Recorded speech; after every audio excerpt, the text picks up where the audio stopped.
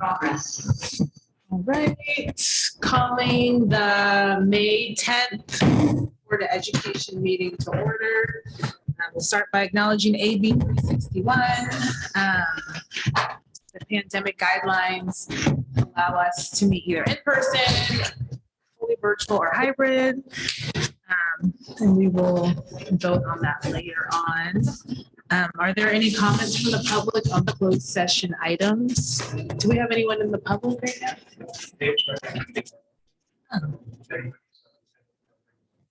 It's in there right now. Oh, okay.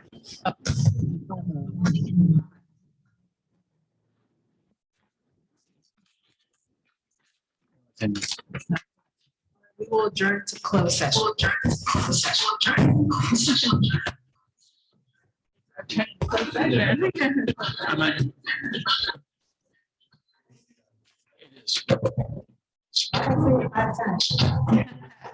Wanted to make sure everybody knew.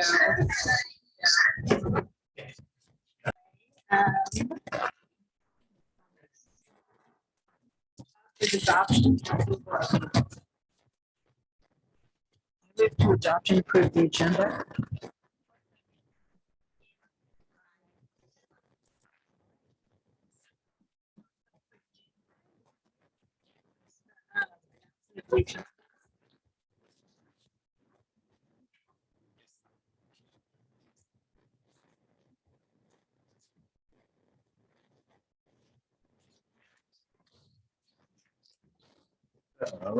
Carly.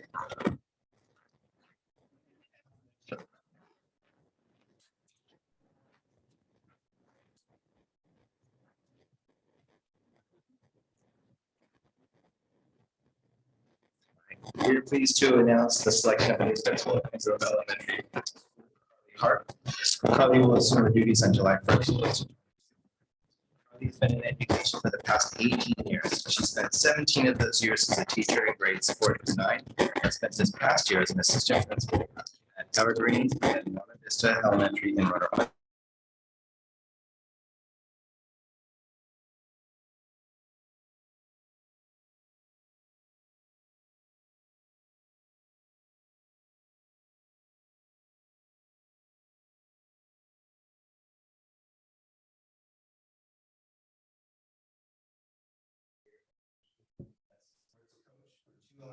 For 2 elementary schools in her district.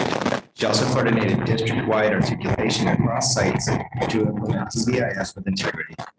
With her work in training and restorative practices, Carly is well poised to lead the school in the pursuit of district goals for student wellness.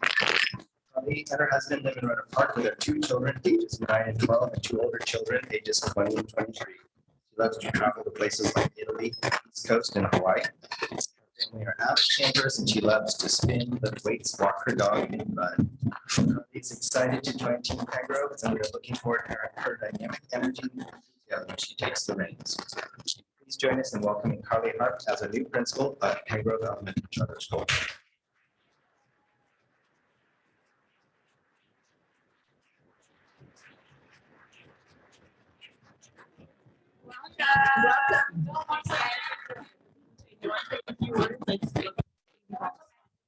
No, I'm just very excited to be joining Petaluma City Schools. It seems so welcoming already. In just the past week, I've gotten to know so many faces and had a lot of people reaching out to offer not only congratulations, but the support, which I will be the right thing. So thank you. Welcome.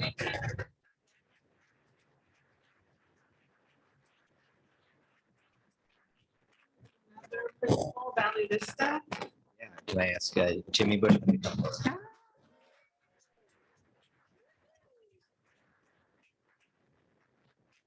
I'm excited to announce Jamie Bushman as the new principal of Valley Vista Elementary School. Jamie will assume her duties on July 1st, 2022. Jamie began her career with Petaluma City Schools in 2008. She was hired as a teacher at Pembroke Elementary.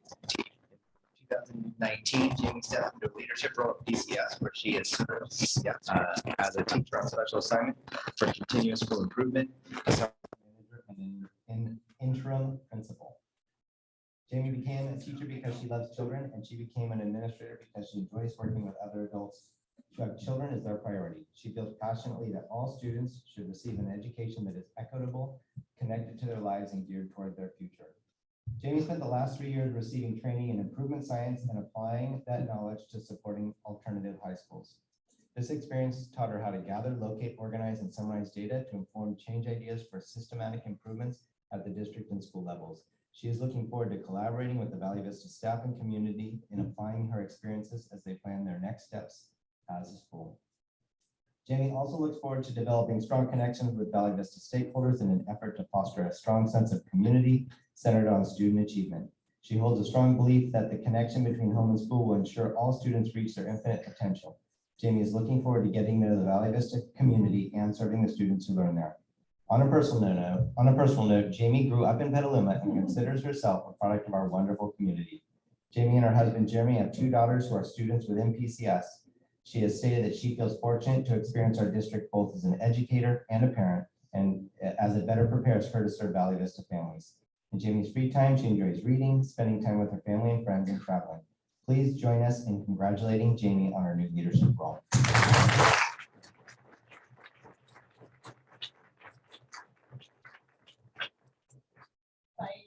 you like to say a few words? It's so exciting. I'm so thankful for this opportunity to work at Valley Vista, but also with this leadership team, which I already love so much. And I'm so excited to be a part of both their worlds. Welcome.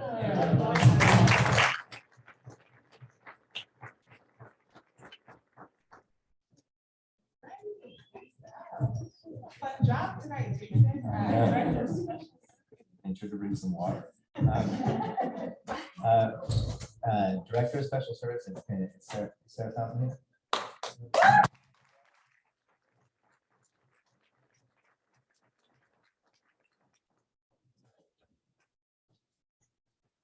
We are pleased to announce the selection of the new Director of Special Services for Petaluma City Schools, Sarah Fountain.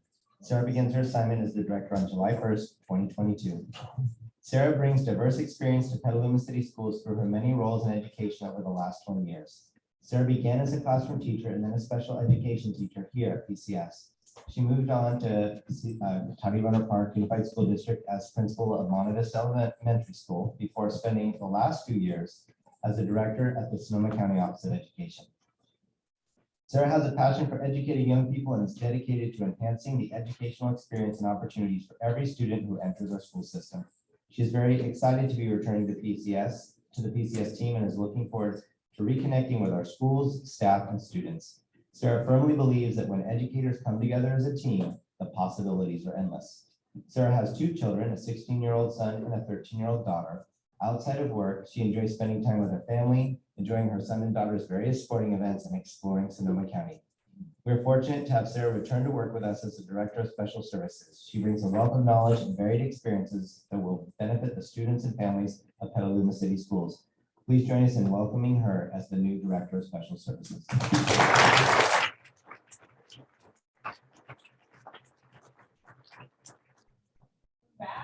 Welcome home, Sarah. I do have to say that as I entered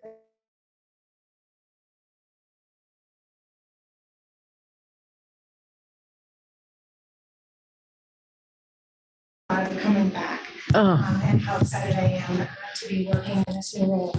First as a teacher and now as a director of special services. I can't be more excited. So thank you so much for the opportunity. I'm truly, truly blessed. So thank you. Well, welcome. Thank you. Glad to have you.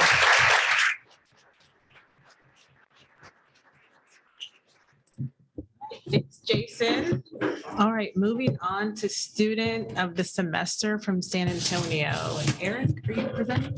No. Okay. Well, you.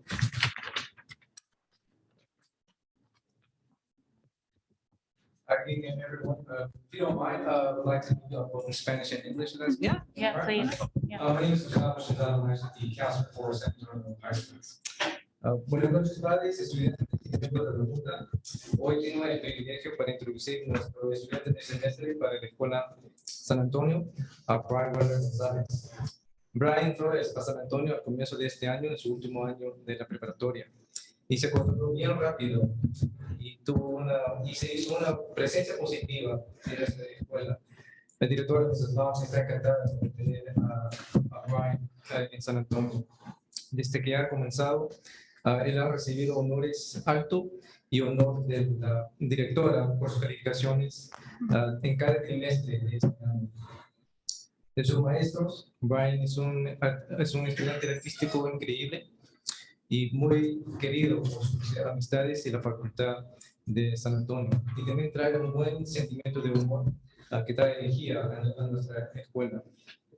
También este año Brian participó en el equipo de fútbol y también está en el club de billares. Y es alguna actividad que le puede ver a Brian haciendo cada mañana en nuestro salón en el cuarto de 5. Brian ha hecho muy bien este año y su meta es para asistir a la escuela de Santa Rosa Junior College y después transferir a una universidad. No era mucho tiempo que Brian era un estudiante perdido en su juego de videos, pero ahora se ha encontrado un camino y está desarrollando en la mejor versión de él mismo. Otra vez estoy satisfecho por introducir nuestro estudiante del semestre para San Antonio, a Brian González.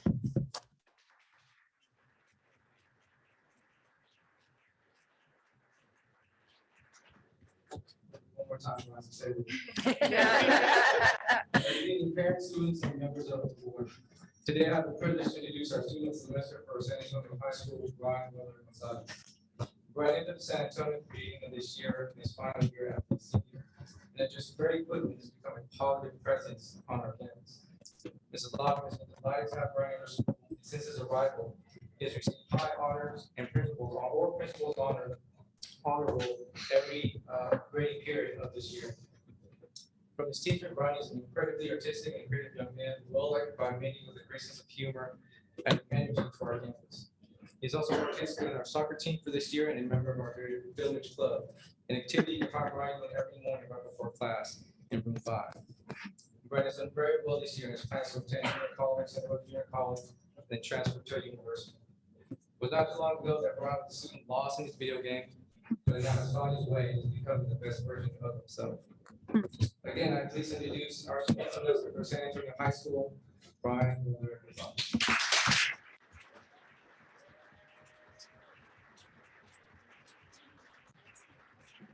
Congratulations. Are your parents?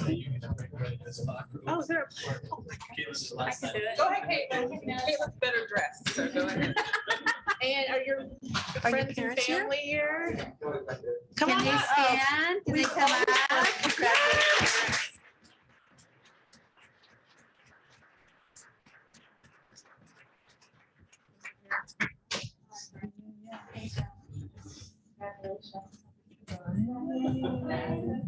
Congratulations. Oh. Send me a picture. Yes.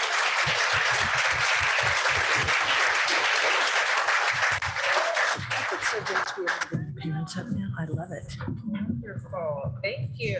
Yeah. Thank you for being here in person. Yeah. We really appreciate it. All right. Next up, update on school counseling and mental health No, services. not yet. Student No? reports. What I always skip something, so sorry. I was wondering, like, why are there so many people? Okay. All right, student reports to the board from CASA, Petaluma High, and San Antonio. And Good. do we have to move that in? or- No, it's What am I looking at? Oh, it's on the online. Okay, so who is going first? Is it CASA, Petaluma? What have we decided? Who's up first? CASA? Is CASA in person or remote?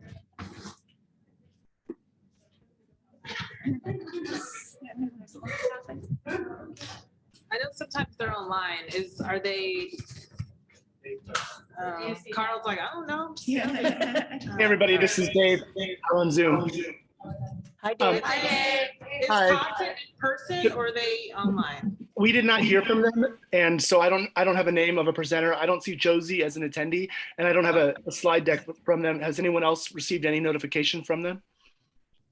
No, I can No. check. So No. let's move to Petaluma. Move on. Not a good thing, not a good thing. Not a great day. All right. All right, so I guess we'll see if Josie shows up at the end, but let's move on to Petaluma High School. Do we have the presenter in-house or are they online? Dave, are you still there? Yeah, I'm here. So Karen, did they communicate with you? Are they in person? Justin's there. I see Justin in the. Yeah, we were given the slide. I see I have Justin. I have the slide deck. And it says it doesn't show a person on the document as far as who's presenting, but I have the slide deck. Just promote Justin Moriat, please. Okay. Can they get rid of the chat? Yeah. Carl, do you mind closing the chat box just for us? For now. Thank you. Thank you. Thank you. Thank you.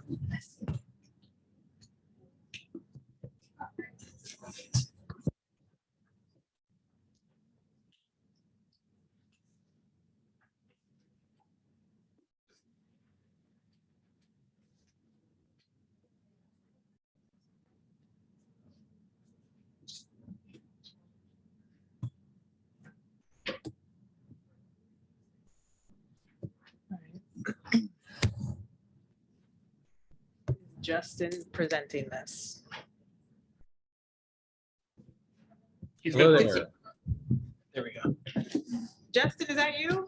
Yes, it's me. Hi, Justin. Hi, Justin. Are you presenting? Is there someone else we should The promote, slide? Justin?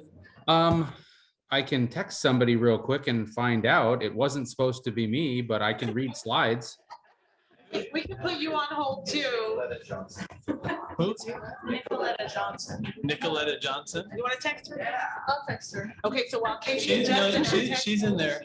Oh she yeah, is. Nicoletta's, I just got a text. Nicoletta's should be in here. Dave, can you promote Nicoletta Johnson, please? Yeah, 1 second. Full house.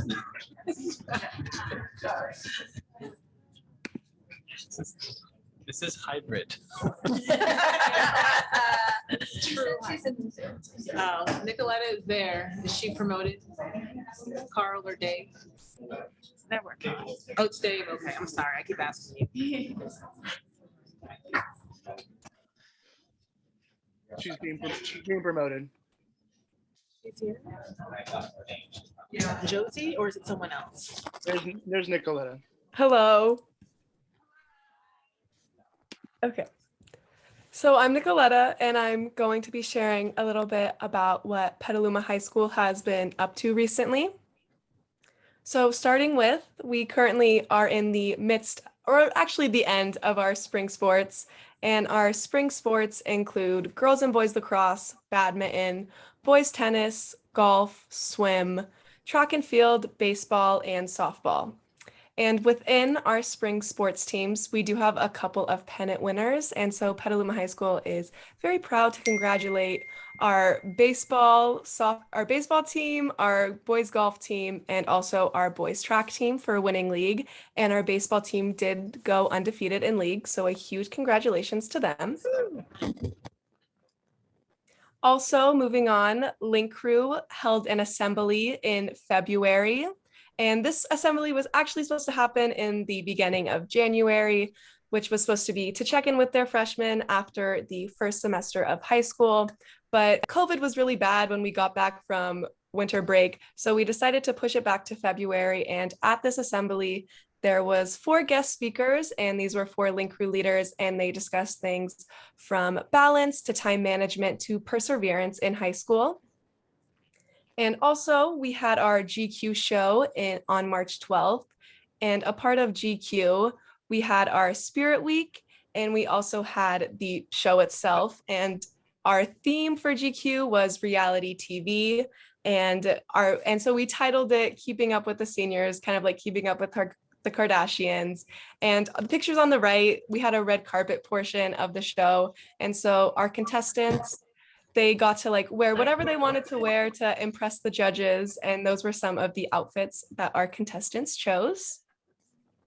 Moving on, recently we've also hosted a variety of lunchtime activities, and it ranges from cornhole to giant Jenga, and then we also did pie face with our GQ contestants the week before the show to promote the show, and it was $1 to pie any of the GQ contestants in the face that you wanted to.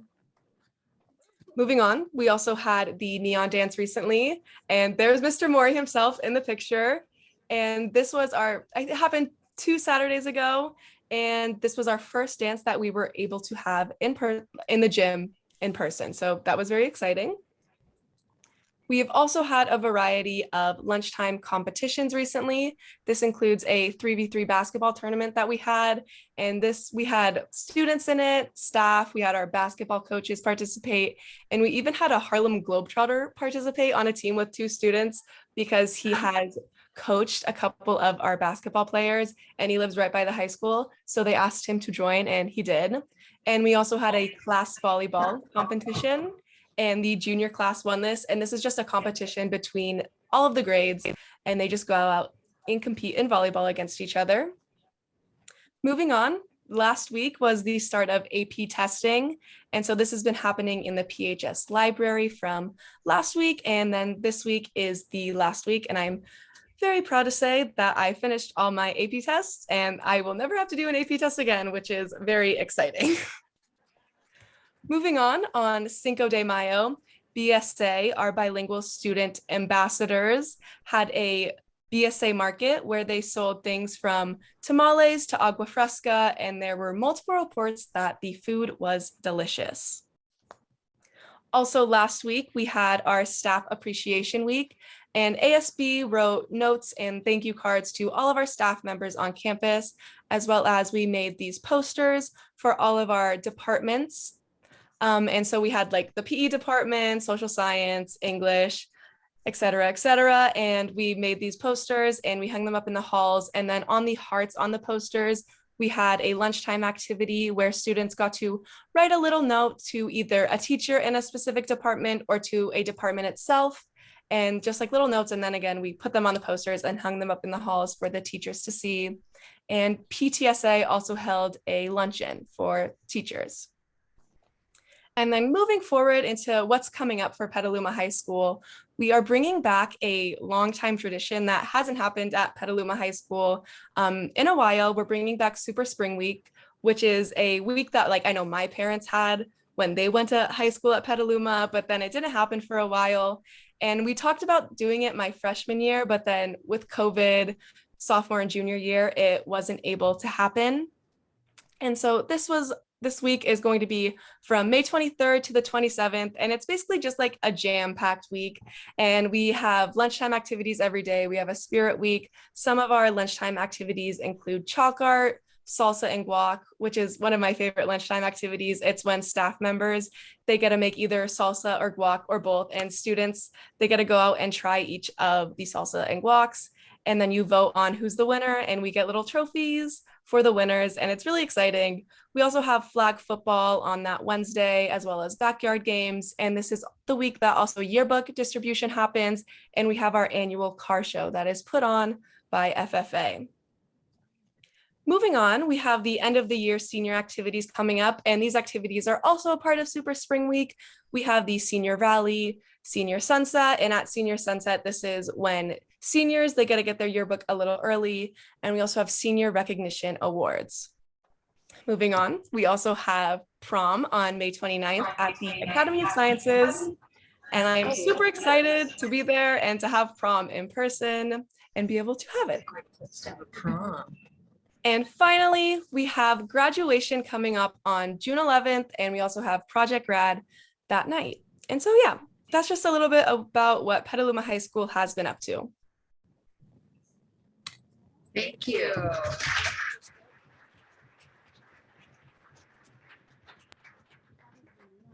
Thank you, Nicoletta. So CASA, we actually do have the presenter. It's Carissa Stout. Dave, you can hear me out there. Okay, I promoted her to panelist. Do we have a slide deck? No, I don't think so. Okay, Do you guys have my slide deck?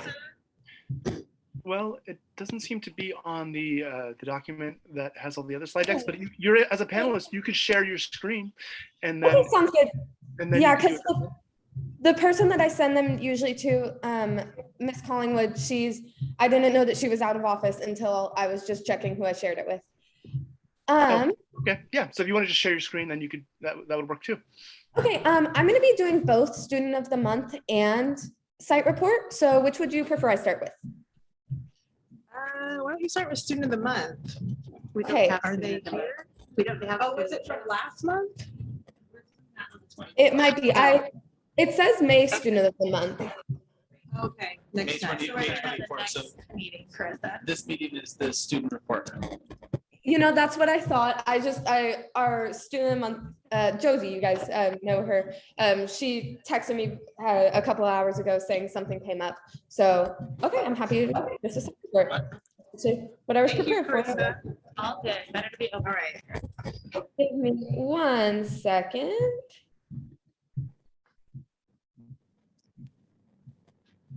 Okay, share screen. Okay, so is it sharing? Yeah, I can see it. Okay, so I would like to present to you guys about February through May in the Big House. So first things first, I would like to start with highlights in our classroom, so our academic highlights. So our gardening and nursery management classes were in Schollenberger a couple of days ago, doing some work with local groups, just restoring, Schollenberger Park, and they were even serenaded by some native birds while they were out there. Life lessons. So some of our teachers are helping us prepare for our futures in economics classes and Success 102. Some teachers have been having their students fill out the tax forms such as the W-2 and the 1040. Culinary arts, as always, it's been some good food. So Luke Cox is pictured. He is one of our Big House catering members, and he was welcoming staff to our first pop-up breakfast in over 2 years, which is where the Big House Catering Club makes some food, sells it to our staff members, and learns some great life lessons about selling their food. And then some highlights in our arts departments. So Sights and Sounds, we love to showcase our arts in the Big House, and one of our favorite ways to do so is Sights and Sounds of CASA. This is a twice yearly activity where once a week on Wednesdays at lunch, we hold Sights and Sounds, which is where we showcase our arts. So far, we have seen some work from art classes. We have had musical performances, and tomorrow we are having the choir perform as well as the jazz band and our staff band, which the choir will be performing with. I am totally biased, but I happen to hear that the choir performance will be pretty good. Butter and Eggs Day Parade. So the Gaucho Band and the United Anglers both marched proudly in the Butter and Eggs Day Parade to represent our school in this beloved community event. Now, some highlights in our Gaucho community. So Random Acts of Kindness Week, a spirit week essentially of spreading kindness and positivity was put on by leadership in, I believe, early February. And we had some fun days, including cookies and a compliment, which is what is pictured. That is where students came up to the table to get a cookie, and they were given a genuine compliment by our leadership students. Oh, that's great. Staff appreciation. We love and appreciate every single one of our staff members. And so recently, ASB has been working to show our appreciation. Pictured there is Counselor Appreciation Day. We got sandwiches from Dandy's Windows. We had some student goods, and we made them a poster. And we've done similar things for our custodial staff, our clerical staff, and our teachers. Peer mentors. So CASA seniors have been mentoring underclassmen through a program done with Mentor Me as part of their senior projects. We're excited to see this program grow in future years, and we are already excited to announce that there has been a lot of progress. Jared Huffman visit.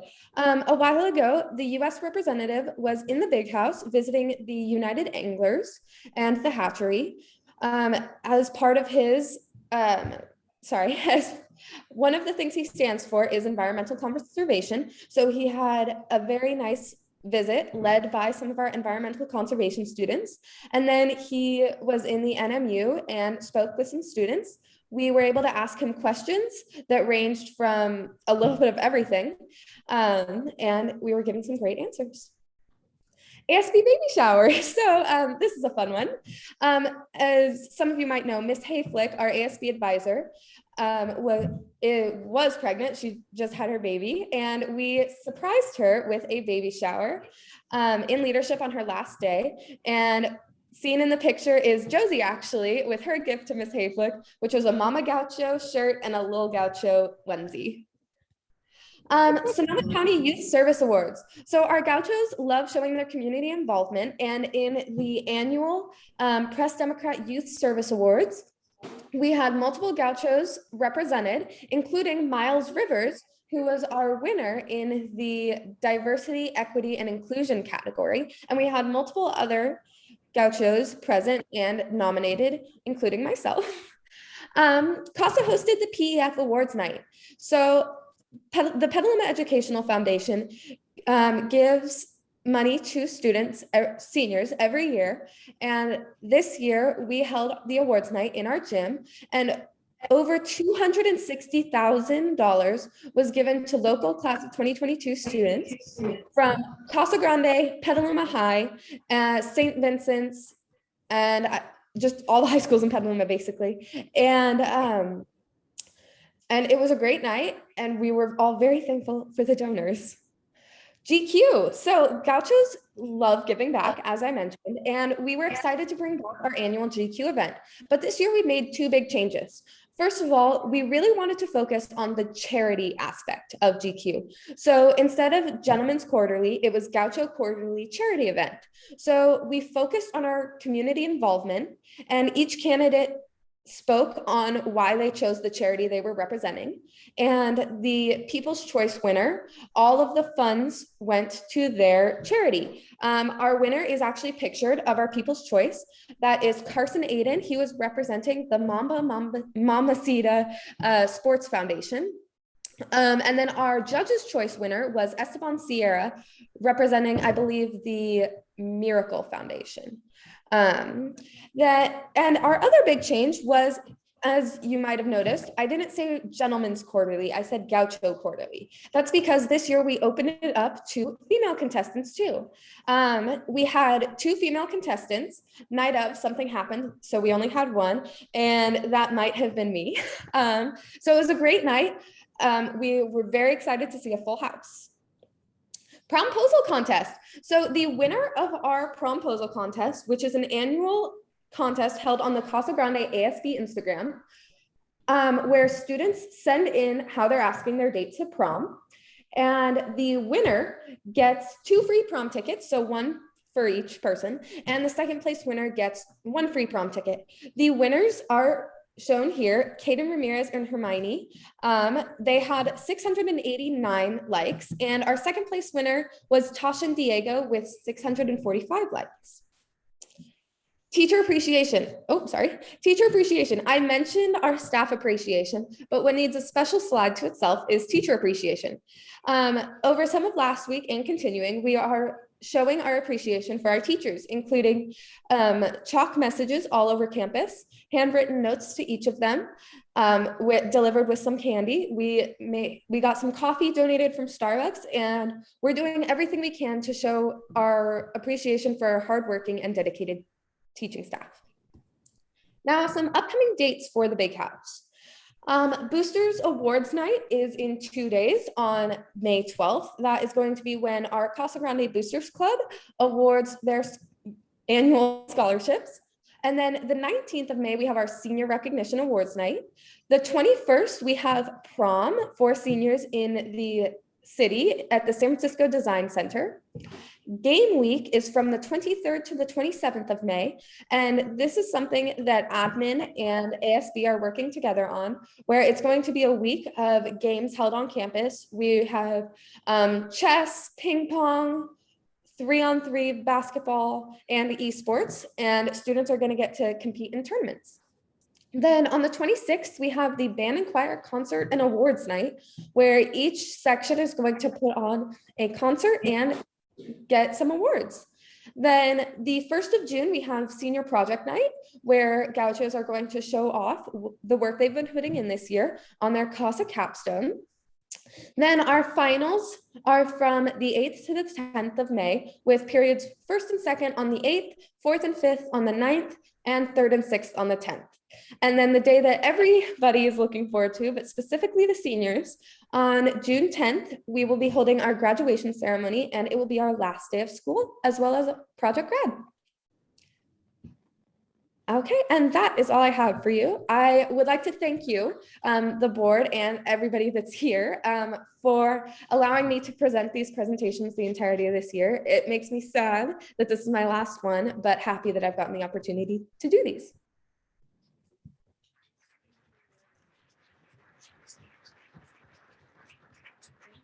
Are you still there?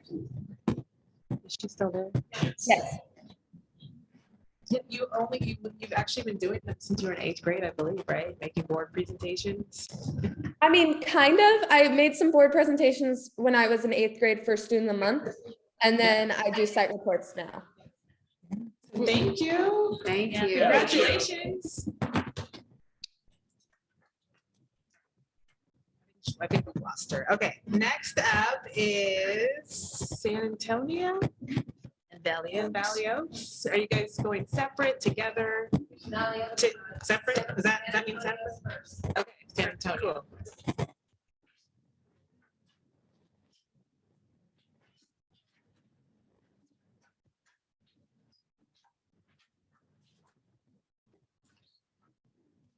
Excited to have you guys in person. Yes, we're thrilled you're here. We really are.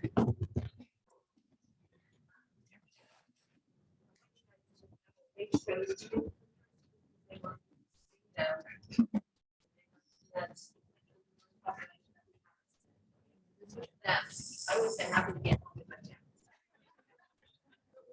We really appreciate you guys being here. That's great. Thank you guys for having us here today.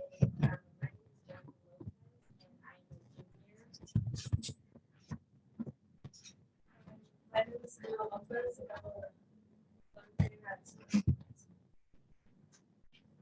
name is Bella Asher, and I'm to be graduating.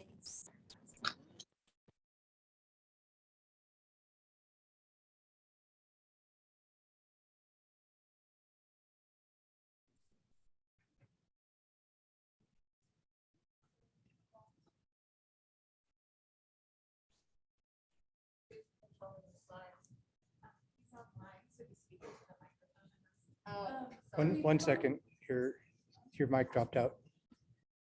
My apologies.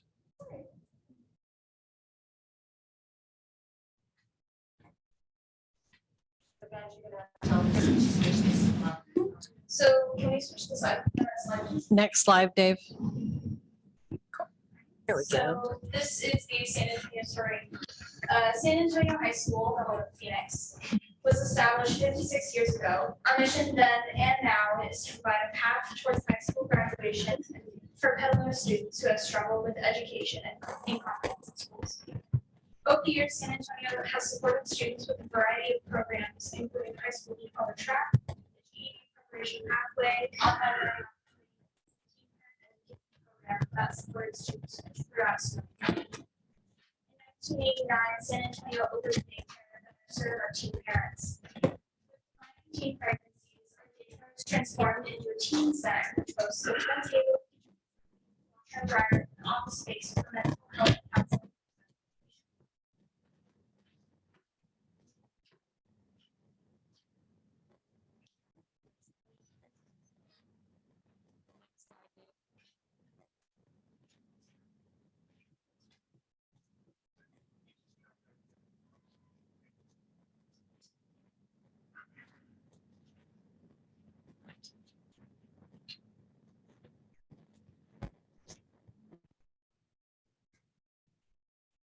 missed. I share my screen. All right, one more. Okay, try it again. Next slide. This is the student snapshot.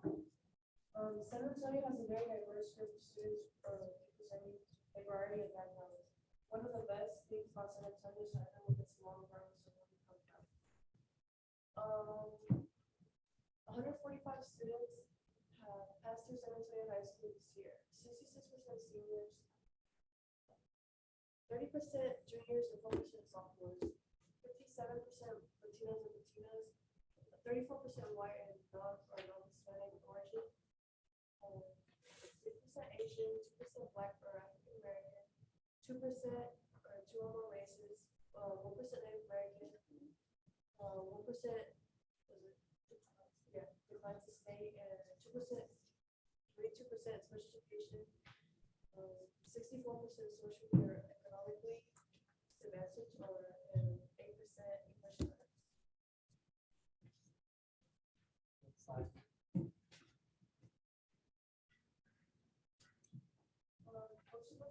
You'll have to speak closer to the mic.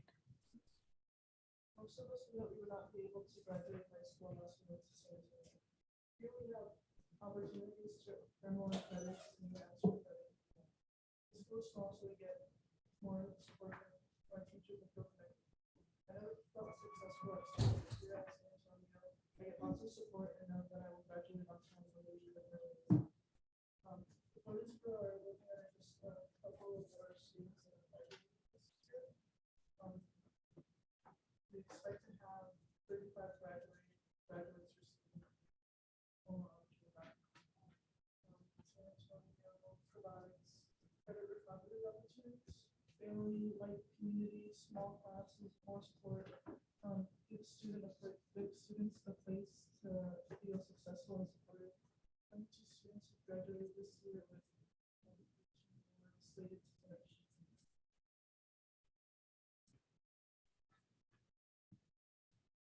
Next slide. There we go.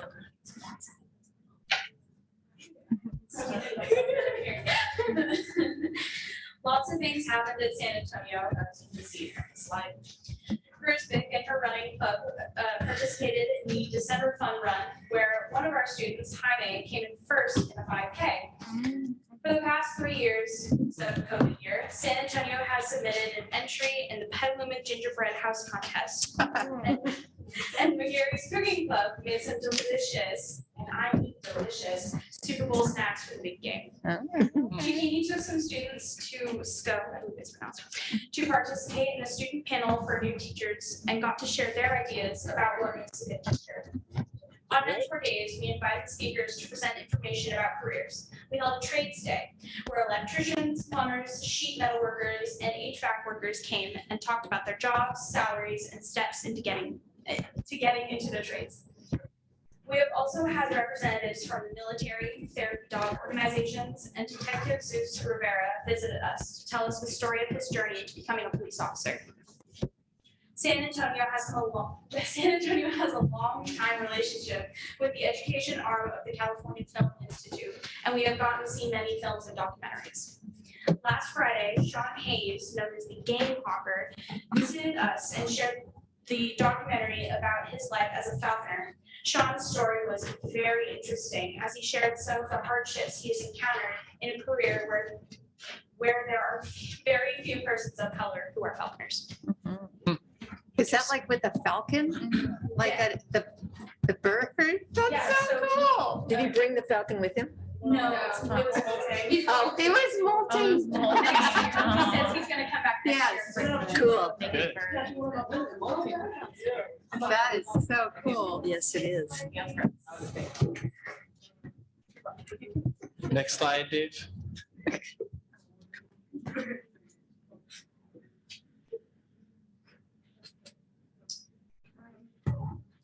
The teachers at San Antonio really make us feel that they care about who we are, not just as students, but as people. If I mention something I'm going to be doing over the weekend, they ask me on Monday how it went. I know they are listening to me and are interested in what I have to say. Our classes are smaller than they were at Petaluma High or Casa Grande, so our teachers can give us the support we need to be successful. We get to know our teachers and it feels like a family. They're constantly looking for ways to help all of the students and really want us to graduate and have a plan for our future. The teachers celebrate our successes with awards and recognitions. We have an award ceremony at the end of every reporting period where we recognize students who have GPAs higher than 3.0 and the student of the grading period. And now we would like to share a video that our friend Ben edited for us really nicely of some of our students talking about their experiences at San Antonio.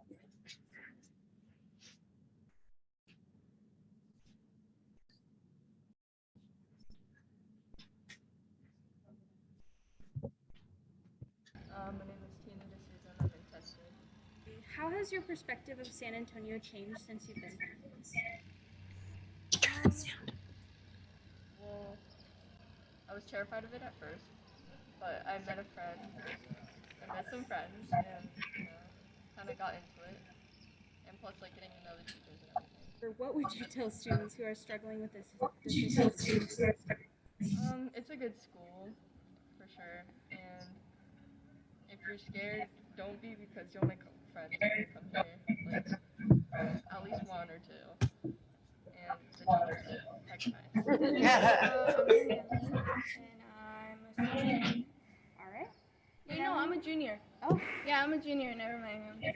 The school is so small. How do you think it affects the one-on-one time you have with teachers? I don't know, I think it's better that the school is more small because, I mean, the teachers can have more interaction with you.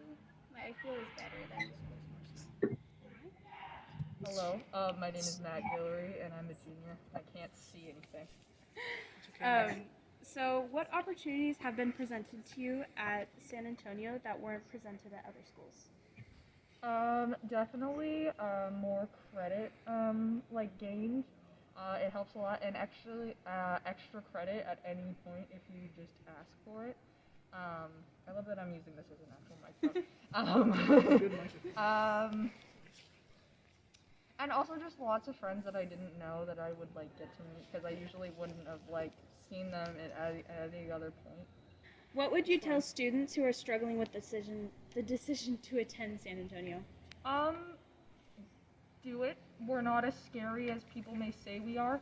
And I wouldn't come to San Antonio because it's an easy school. I would come here to genuinely like finish your like high school and like have a good experience. Joshua Chavez Solis, and I am in 11th grade. All right. What opportunities have been presented to you at San Antonio that weren't presented at other schools? SOS is very similar to CASA. They stay after school, do work, but it is slightly different enough. How does the size of the school affect the social climate? I'm not very social myself. As much as I hate to admit that, though, from what I've seen, people are pretty friendly here. All right. Most of the time. And what would you tell students who are struggling with the decision to attend San Antonio? There's nothing to fear necessarily. There's nothing to fear. It's a very welcoming place. Very nice. It's very pleasant. All right, so go ahead and tell us your name and what grade you're in. My name's Austin May, and I'm in 10th grade. How does the size of the school affect the social climate? Go ahead and restart.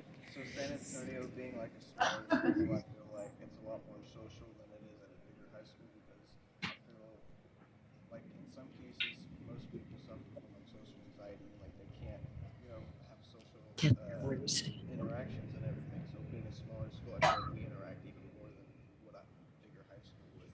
How does the size of the school affect how the teachers interact with the students? When I come to like San Antonio, I feel like I walk into the classroom and I'm not going into the classroom. I feel like I'm going into like uh, somewhere where like I feel respected and like the teacher like you don't get it kind of like oh it's just another teacher or whatever when you walk into the classroom at San Antonio. It's like oh that's somebody trying to help you and that actually wants to see you succeed and you can like tell them you know stuff and you can talk to them. And it feels just way better than going to like a normal high school. I love it. It's just so much fun. My name is Jennifer Cabrera, and I'm in my junior year at San Antonio. Great. What opportunities have you been presented at San Antonio that were not presented at other schools? Some of the opportunities were mainly just like I feel like the friendship with the teachers here and like the staff. I feel like I never really had that connection over at the other schools where they just like care about you and just in general, just they pay more attention to you rather than like other schools. They have a lot of kids to deal with, and then here I feel like I can actually talk to the teachers and finally ask for help, which I never did back in the other schools. What would you tell students who are struggling with the decision to attend San Antonio? I mean, if you really want to go to this school, I mean, you can. It's not based off of what your parents want. It's mostly based off of what you want, you know, what you think is best for you. I mean, I don't think my parents wanted me to go to this school, and I never saw myself going to this school, but then I saw they had many opportunities here for you, and finally I can feel like I'm actually like getting somewhere in life rather than like at other schools I never really felt like I would get anywhere in life just because of the teachers. But now here it's like I have tons of support and like I've never ever built like a bond with the teachers here than I did over there. All right, thank you.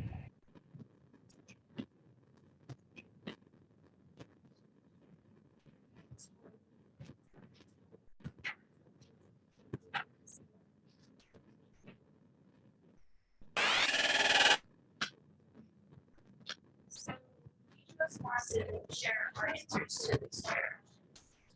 Personally, for me, I found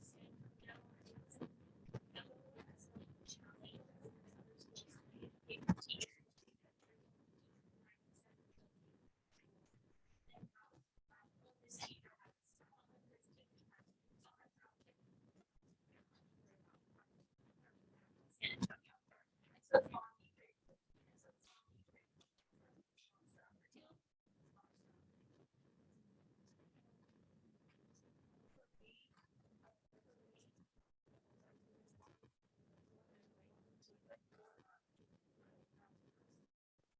I didn't know I was gonna graduate. Like I never thought about graduating or anything like that. So I went to San Antonio. It was a great experience. Like it still is. Like teachers and the students there.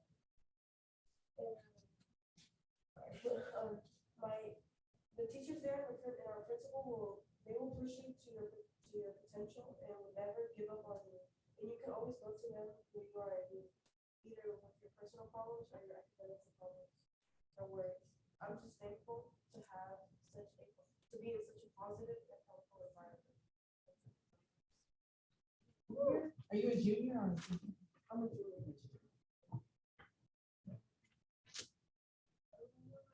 Freshman year when I was told that I was probably have to go to San Antonio, I was scared.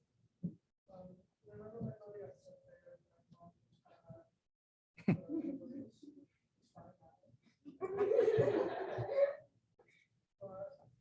I didn't take that opportunity to go to San Antonio sophomore year, so I'm here now. Senior year, it's my first full year here.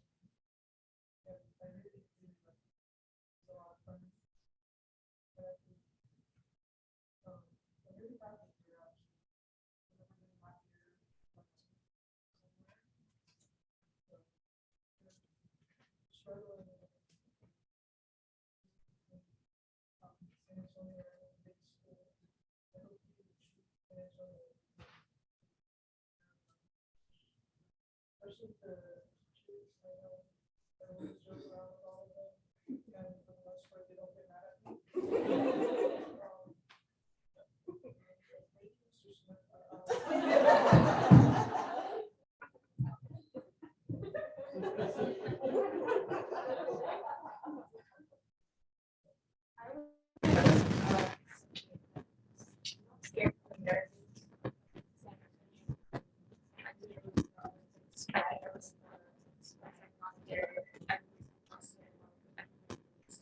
really there for you. And I was really whenever you're doing well, whatever extra help, they'll be like, do you need a hug or something like that? And I was like, actually, yeah, I do.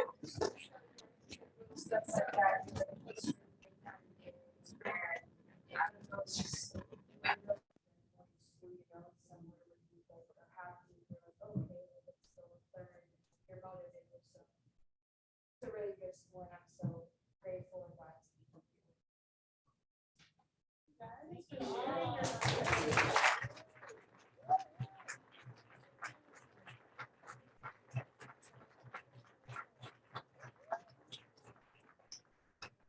Great job, and thank you for bearing with us through the test and shoot. Right, so next up we have Valley Oaks.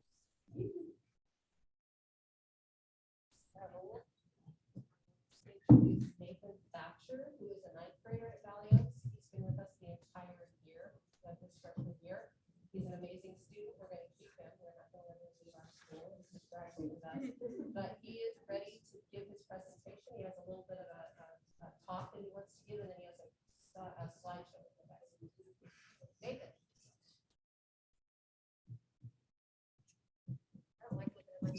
Is Nathan on Zoom? Nathan Thatcher.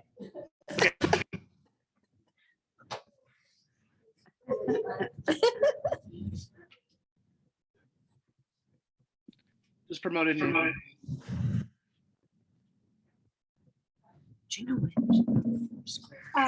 Hello, can everyone hear me? Yeah. We can hear you, Nathan. Oh, okay, great. Thank you. Yeah, like, oh, okay. Yeah. I have.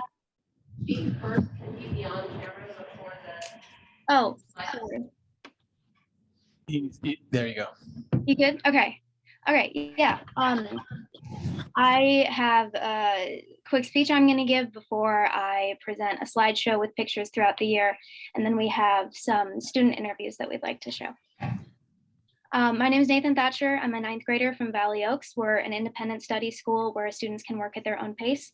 I plan to stay at this school for all 4 years of high school because of how positively it's impacted my education and my life as a whole. I'm enrolled in 4 different classes right now, and I enjoy all of them. I decided to enroll at Valley Oaks at the end of my 8th grade year because no schools had supported how I learned before. When I was in elementary school, I was at a very small school that was too slow paced for me. I understood all the content, but I was really bored because of how slow paced it was. And I was encouraged to move to a larger school for 7th and 8th grade. When I switched to a larger school, it was the exact opposite, but not really in a good way. The environment was too fast paced for me and I struggled a lot. I had trouble engaging with my teachers because of how many people there were there, and I didn't feel like I was a valuable part of my school. I was too distracted by the amount of students in the social environment to focus on school, and it really affected my grades. However, coming to Valley Oaks has changed this entirely. I can set my own pace for learning, and all of our teachers help the students to engage with the material and make a supportive space to ask questions and deepen our understanding of the content. It also gives me time to work on my extracurricular activities like acting and music, which is where I get my social interaction from. Since it's quite a small school, there's less students. I can also take breaks to focus on my mental health, so I'm doing well in school and mentally. All our teachers here at Valley Oaks are phenomenal as well. They're my favorite teachers I've had throughout my education. I'd like to specifically call out Miss Parker and Mr. Tarpinian. I took physical science prep with Miss Parker my first semester here, and I absolutely loved this class. We had weekly science labs that I always looked forward to. Miss Parker made the learning fun and educational, and I absorbed the content really well. My weekly meetings with her to discuss work and hours were always supportive and a non-stressful environment. I felt like I could ask questions about the things that I didn't understand without feeling judged, and overall, I learned so much in this class, and it was my favorite part of the semester. This current semester, I'm taking English 9 with Mr. Tarpinian. I've always loved English class, but in a big school, I never felt like my opinions on the literature or our discussion topics were heard in a class of 20 to 30 other students. This year has been much different because in a smaller classroom environment, I can equally contribute to discussions and feel heard. All the assignments I find really interesting and valuable, and I really enjoy this class. Another fantastic thing about Valley Oaks is how well it prepares students for college in a multitude of ways. It obviously teaches students how to work independently, which is a very useful skill in college. Oh, okay, it's still working. Yeah, okay. This also teaches time management skills, which isn't only good for college, but throughout all of life. This one is more of a personal skill that it's taught me, but going to Valley Oaks has taught me how to commute using public transportation. I live in Katati and all my classes are in Petaluma, so I get to take the train back and forth every day. That's an important skill in college, especially if you go to college in a big city where you might not have a car and need to know how to use public transportation.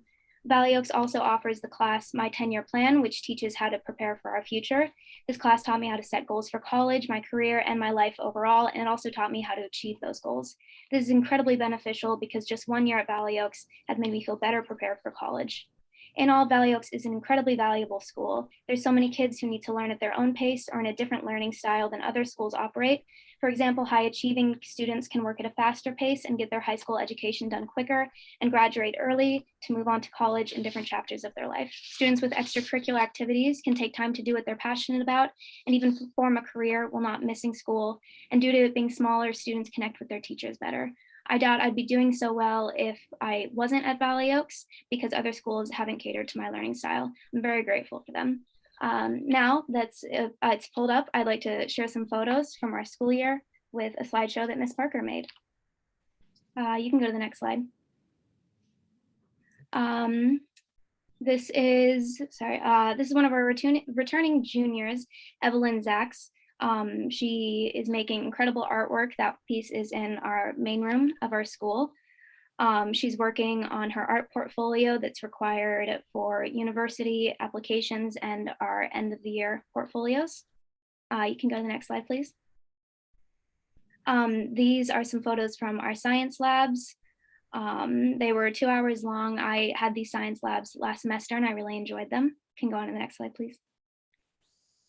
Some more science lab pictures. Next slide, please.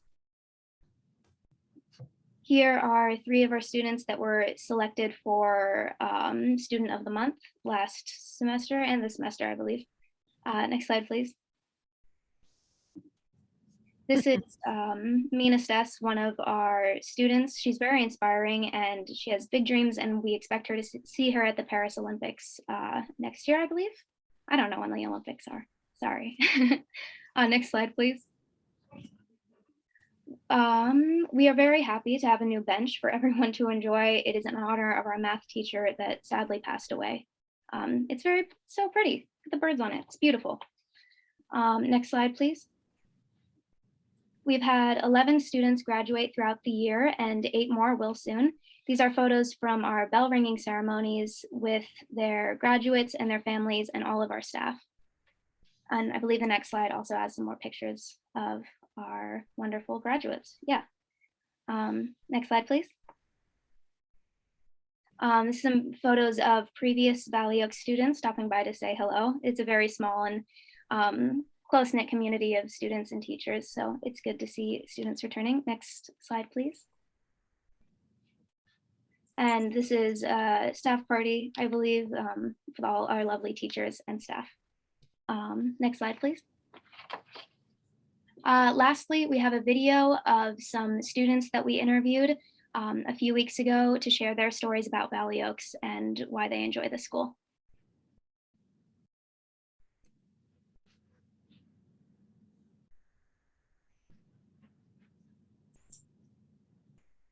I was in Mexico for a little bit, so I had like lots of school troubles, like peer pressure and all that. So Valley Oaks really helped me to, because it's just like a one-on-one with teachers, so it helped me just avoid those type of problems. So, and then it also helps me with like work. I can work because if I were at Petaluma, I probably wouldn't have time. And then I don't know, I guess the homework also, having one-on-one with teachers helps me, if I have any questions, I can just ask them. Because in public schools, I would always be quiet. Like if someone says, raise your hand if you know the answer, I would never raise my hand. So here, I just mostly know every answer to the questions of the teachers. Great. Do you plan on going to college? If so, do you feel that Valley Oaks has prepared you for that? I am. I'm gonna go in the fall, and it really has helped me because I was talking to a counselor, and she says that Valley Oaks is really good because it helped. At college, you're just gonna be by yourself, so that's what Valley Oaks is. Great. Do you feel that you engage with your teachers differently than you have at previous schools? How so? Definitely. I feel I engage differently with my teachers than at previous schools. I feel encouraged and unconditionally supported by each teacher. I'm very grateful for the individual meetings that I've gotten to know each of them personally. Great. And last question, what is your favorite thing about Valley Oaks? My favorite thing about Valley Oaks is how comfortable everyone on campus makes me feel, and how quiet it is, and how there's no loud bells, and it's very small environment. Perfect. Thank you so much. Good morning, Ashley. Thank you. You came to Valley Oaks as an AB 130 student for 100% distance learning. I realized that it was my type of learning. It was my style of learning, and so like being able to pace myself like in my own way was very helpful for me. I do plan on going to college, and I think because of 2 classes specifically, which is goal setting and my 10-year plan. Whole health thing. Great. Lastly, what is your favorite thing about Valley Oaks? Being here, like more of like the small little community that we're all willing to go above and beyond, and the teachers are amazing. Going to a traditional school was very stressful for me in a lot of ways. I wasn't good at the social aspect, and so I came to Valley Oaks so that I could really focus on it. I'm able to do a lot more of what I want to do, and I can help in a way tailor my classes towards what I want to learn. Yes, I plan on going to college. And I think that Valley Oaks has prepared me for that by, again, being tailored to what I want to learn, and also by how fast I can go, because I want to be able to go at my own pace. Yeah. Do you feel that you engage with your teachers differently than you have at previous schools? How so? Well, there's obviously the big difference of not being in a classroom of 20 to 30 kids at once. You know, you're able to interact with your teacher, usually often one-on-one, and that creates this better at understanding what the other needs to be done. Yes, I volunteer at Valley Vista Elementary Transitional Kindergarten twice a week, and I also do babysitting. Both of these are really helped by Valley Oaks because I go to TK during the day, and when I was at a traditional high school, I had to go after school and just do like prep work. But now, definitely, I get very stressed at regular school. I'm not good at talking to people. It's a lot better here. That's good, me too. And last question, what's your favorite thing about Valley Oaks? Just being able to work at my own pace, really. Being able to interact with my teachers one-on-one rather than a classroom environment, so that they really see my needs personally and are able to work with. Great. Thank you so much. Thank you so much. Yes. I think that Valley Oaks did in fact exceed my expectations in COVID safety, because they limit how many interactions we have with teachers and students, and the very few times we do interact physically, they have like the mask protocols and other safety measures to keep the students safe. When I went to a public school, I wasn't really open to the options of distance learning and online learning, because I didn't think it would be as efficient as in-person learning. But now that I'm actually doing distance learning, I see that it's just as good as public school. I do feel like I engage with my teachers differently, because a lot of my teachers in public schools, it was mostly just interacting with what it had to do academically, but with my teachers, not only is it academically, but they also go beyond teaching to like make sure we're okay emotionally, and I really think that's a good job on the teacher's part. Especially right now with the mask mandate being lifted, I think that Valley Oaks is really a great school for me, because it would give me anxiety if I were at a public school going with people that I don't know if they're contaminated or if they're not wearing their mask. I think that being 100% online really like helps with my anxiety about the virus. Thank you. William, and thank you so much for coming in. And that is the best way for me to learn. and it also improved my mental health greatly. It's allowed me to try and graduate earlier, and it has seriously impacted my mental health. Do you feel that you learn better at Valley Oaks, and how so? 100%. Since the second I got here, my grades have raised by pretty much 2 letters. So at any of my previous schools, and I would never communicate with them, but here, my teachers engage me all the time, and I email them, and they're super helpful. Great. Do you have a job or extracurricular activities, and does going to Valley Oaks support that more than a regular school? Definitely. I work 16 hours a week, and on one of my days I work 1 to 9 on Fridays, which would not be possible at a normal school. And lastly, what is your favorite thing about Valley Oaks? Just overall though, and how I'm able to go at my own pace. All right. Good morning, Roxanne. Thank you so much for coming in. I came to Valley Oaks for this semester, co-enrolled at Petaluma High, kind of to regroup for the semester, junior year being a super busy year with work and sports and a bigger homework load, and it was a cool opportunity to kind of just slow down for the semester. It's been pretty cool to just have an open kind of schedule and work on my own time. I've had more motivation being able to do schoolwork when I am in the mood to do schoolwork, and I can go at my own pace and work on what I want to work on, like at whatever time I'm feeling like it.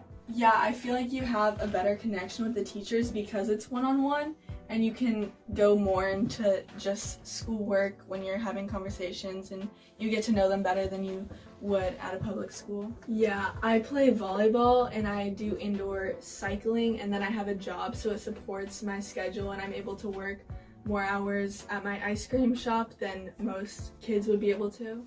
School-wise, it's taken a lot of stress off of me, and I've kind of been able to focus. Yeah, it's definitely lowered my stress. Thing is that you can kind of make your own schedule and like do life how you want to do it, and it's cool that there's an opportunity to do that, because at public school you have 8 hours of school a day, and you can't really do anything besides school, and where you have your limited time after that. Yeah, great. That's all. Thank you so much. Thank you. Good morning, Kayla, and thank you so much for coming in. I think that Valley Oaks has only benefited me when it comes to my education. I believe that prior schools that I went to were greatly organized, but I think that now I have the ability to organize my own school life and schedule with teachers, and I think that I've been able to actually enjoy the work that I'm learning. I definitely want to go to a college, probably, hopefully an Ivy League college, especially when you go to different schools. They're dealing with 30 different kids per classroom, and you kind of get more of a intimate relationship. Definitely allowing myself to be in my own environment with my own kind of a company with obviously teachers, and having virtual-based learning, I definitely feel very safe when it comes to the virus. Great. And last question, what is your favorite thing about Valley Oaks? Oh, there's so many, but definitely a huge thanks to all of my wonderful teachers. I also think that the curriculum is really great, especially when it comes to finding what you like best in your niche. But overall, I think it's just a really positive and educational environment. Great, that's all. Thank you. Thank you.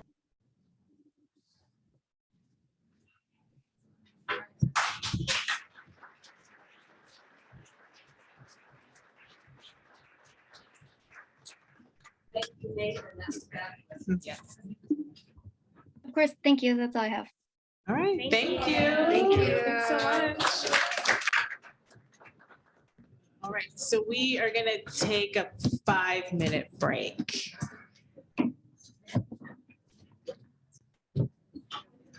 Guys.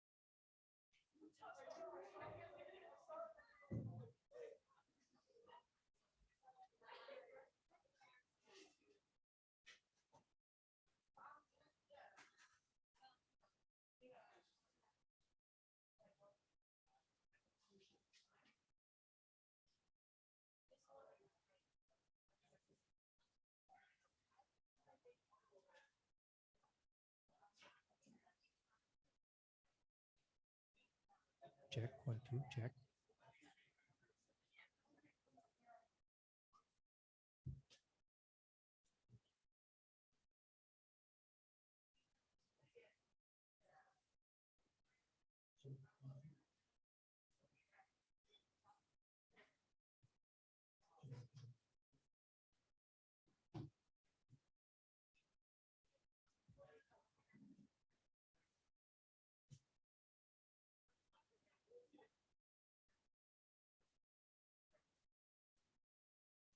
Check, 1, 2, check, check. Oh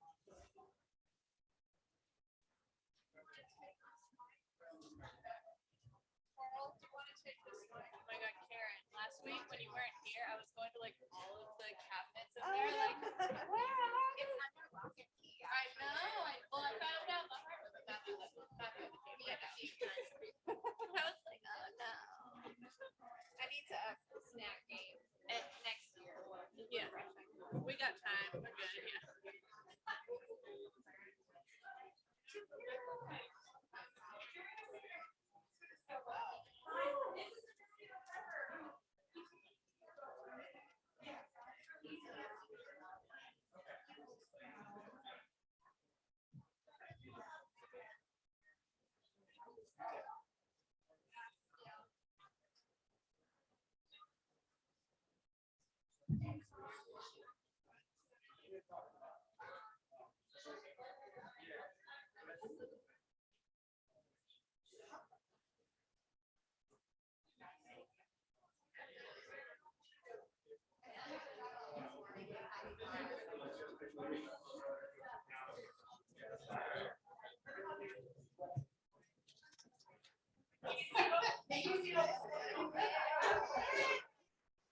Check, 1, 2, check.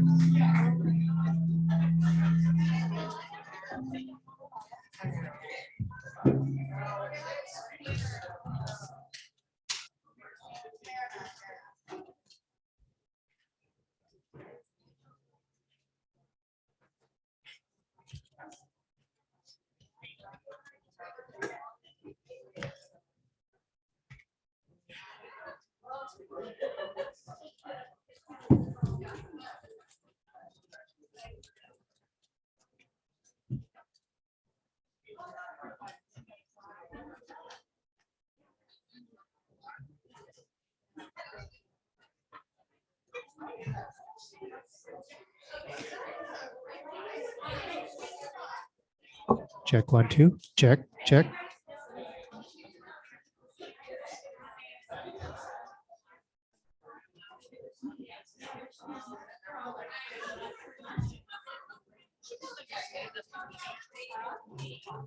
I'm just gonna fix that you're traveling.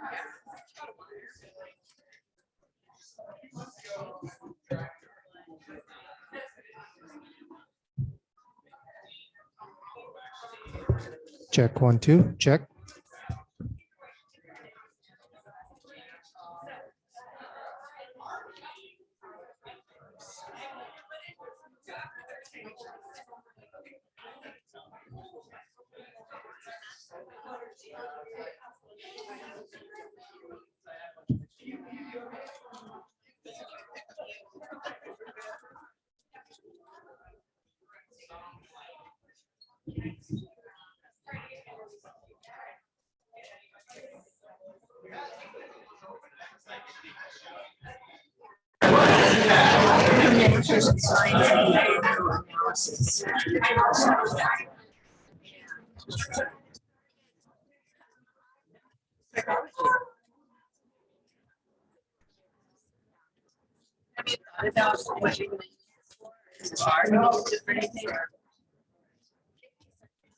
British psychology.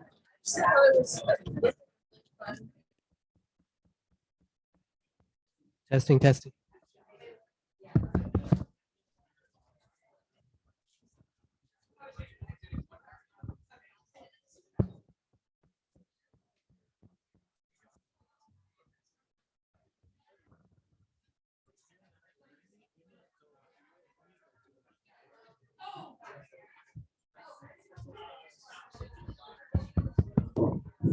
Check, 1, 2, check. Check 1, 2, check. Check 1, 2, check. Check 1, 2.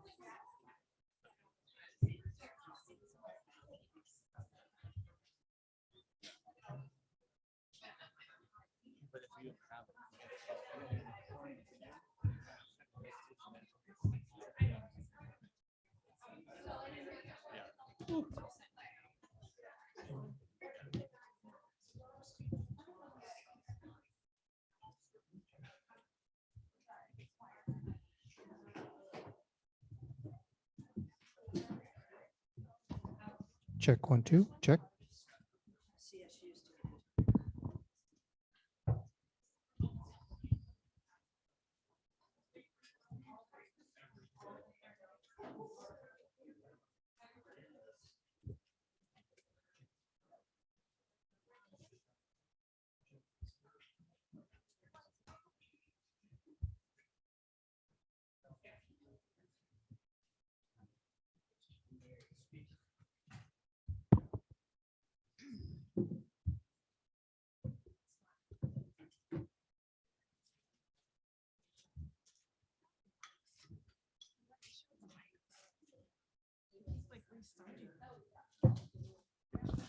Check 1, 2.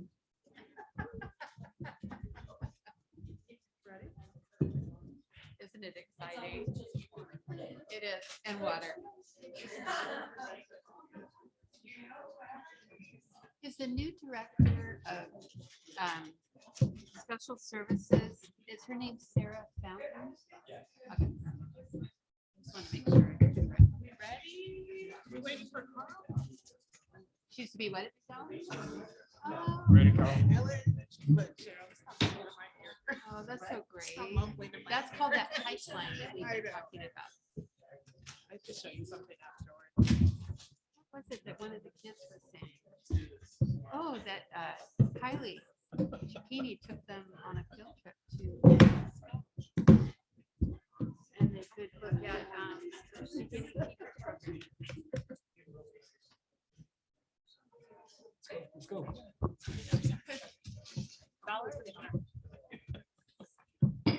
All right, reconvening. 7:30. All right, next up, school counseling and mental health. Okay, good evening, everyone. Good evening. Thank you, Superintendent Harris, Board of Education, Community, Families, and Staff for allowing the counselors and mental health providers to present their work to you today. I just want to kind of set the stage a little bit. Nationally, the Surgeon General has identified mental health as a crisis. Locally, our students over the last 5 years have endured fires, smoke, and the pandemic.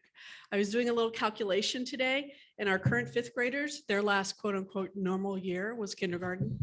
And for our ninth graders, their last normal year was fourth grade. So it just kind of puts things in perspective as the trauma that we've collectively endured over the last few years. However, we are resilient and resourceful. So there are always good things to be learned from these situations, but it has been a challenging 5 years. The impact on our counseling services and mental health has been tremendous, and we're seeing explosive growth. So tonight we have our lead counselors and our LMFTs to share their bright spots and their areas of growth and concern and need. So we have Brett Sklove and Megan I'm going to say her name wrong. I practiced. McClelland, our lead counselors here. And then we have Linda Walsh and Nikki Jackson after that. So thank you all. And I'll run your slides.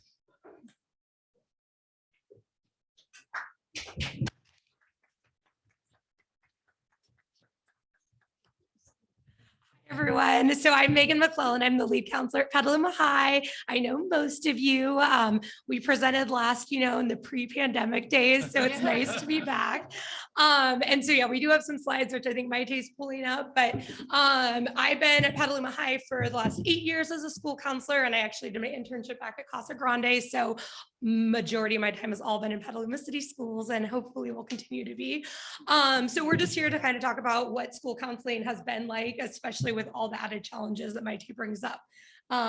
She's getting to the slide, so I'll just start talking because we'll just move this along, and I've got lots of energy for you guys to keep you awake. Okay, so the School Counseling Association, we are dictated through ASCO, which is the American School Counseling Association. And so there's 3 main domains that we're trained to cover: academic, career, and personal social development. So academic is a multitude of things, and of course makes up a big majority of our jobs. So that's everything from making sure every single student in our school is on track to earn their high school diploma. If they're not working with them, it's kind of a perfect timing that there are all these other presentations, because some of the students from San Antonio and Valley Oaks are kids I used to work with that eventually went there.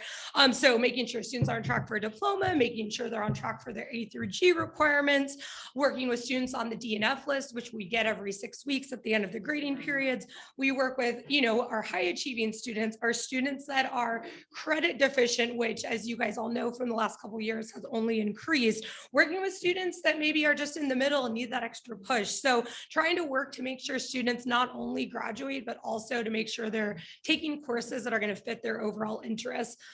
Career is everything from exploring future plans and interests after high school, whether that is looking into four-year colleges, junior colleges, trade schools, apprenticeships, military, helping students secure internships, job shadows, helping them do community service, etc. And then personal and social development, which is a huge part of our job as well. So, students come into our office in crisis with everything from, something that's going on in their home life. They got in a fight with their parent, to we do 5150 suicidal assessments. We work with students when they're having difficulties with teachers. And of course, the mental health crisis. It's not like the pandemic just is all of a sudden when it started. We've always been dealing with these problems and, the many issues that teens deal with. But over the last couple of years, we've seen such an increase with students with anxiety, with depression. Social isolation has been a really big issue we've dealt with students just coming back to school and, honestly not knowing how to interact with their peers. And so we do this through a lot of different ways. We do go into classrooms and help out there. A lot of our core work is done individually with students, one-on-one, some groups. And then also, of course, we do a lot of parent nights and other things to help really engage. And now I'll turn over to Brett for the next part.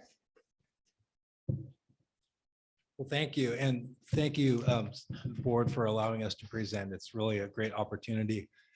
So I wanted to just talk a little bit about some of the key areas that address the overall sort of global areas that Megan was covering. So school-based mental health services. So I don't want to steal Linda and Nikki's show because they're coming on right after us, but I just want to say that the school counselors, we are the point of entry, so to speak, in most cases for the school-based mental health. So some students do self-refer to our program, but many of them at some point are referred to us from teachers. They come in on their own. And there's a large, front end process that takes place where we work with these students to try to identify what it is where their challenges are, what's, keeping them from being successful. And in many cases, when they have some really heavy underlying issues, trying to convince them that seeing a therapist is a great idea. And sometimes that alone can take several meetings. So early interventions. So the early indicators, pretty obvious, typical stuff: grades, attendance, behavior. In the school counseling realm, some of the things that we're doing to address these concerns is every 6 weeks we get a report. It's our DNF report. For this last grading period, it was 51 pages long of Ds and Fs. So it's an itemized report that every student has at least one D or one F, and it tells us which courses they're failing or in danger of failing. So it takes a while to tease through that information and figure out, is this an F because they missed PE for a week because they were quarantining for COVID, or is this an F because they haven't done 20 assignments? And so over the process is to try to get all the students in to check in with them and try to identify what's going on. Also with attendance, we receive attendance reports on students who are truant and also excessive excused absences. And we make every effort to meet with those students. But again, many of them aren't at school, so that presents a lot of challenges in and of itself. And in some cases, we have to refer them into the SART and the STAR process to address that. Also looking at behavior. So we often receive referrals from the discipline student services. So students who have been involved in peer altercations or social media drama type stuff will often be involved in doing restorative practices and things like that to try to get those issues resolved before they mushroom into something out of control. 504 plans. So again, much like the school-based mental health, our role in 504s is really all before the 504 plan is even developed. Again, intervening with students who are struggling. There is, I think, a perception in the community or parts of the community that a 504 is kind of a magic wand. And if you get one, all of a sudden you have great grades and live happily ever after. That's usually not the case, but for students who qualify, it does provide them with some good, accommodations. But again, that process, getting the medical documentation, talking with the parents, educating the parents about what exactly a 504 is, and often what they, heard on Facebook or over the fence is not all that accurate. And then as of now, Petaluma and Casa Grande have around 100 504 students with 504 plans, which is not a lot higher than usual, but a significant portion of those, not surprisingly, are anxiety and depression related challenges that students have. Master scheduling. So the master schedule process, one of the things we've done to really try to make things more equitable and on the Casa Grande side, and I know Petaluma High does some similar things. When we build the master schedule, when I first started the process working with the principal several years ago, the first classes we put in were the AP classes, and everything else kind of had to work around those. And we flipped that process on its head. The first courses we put in now are all the special education courses and the English learner courses, then the AP courses, and then everything else. And again, that takes time. It's a tricky process trying to figure out all the complexities of that. And a lot of it is tea leaves and crystal balls, to be honest with you. Outside coursework.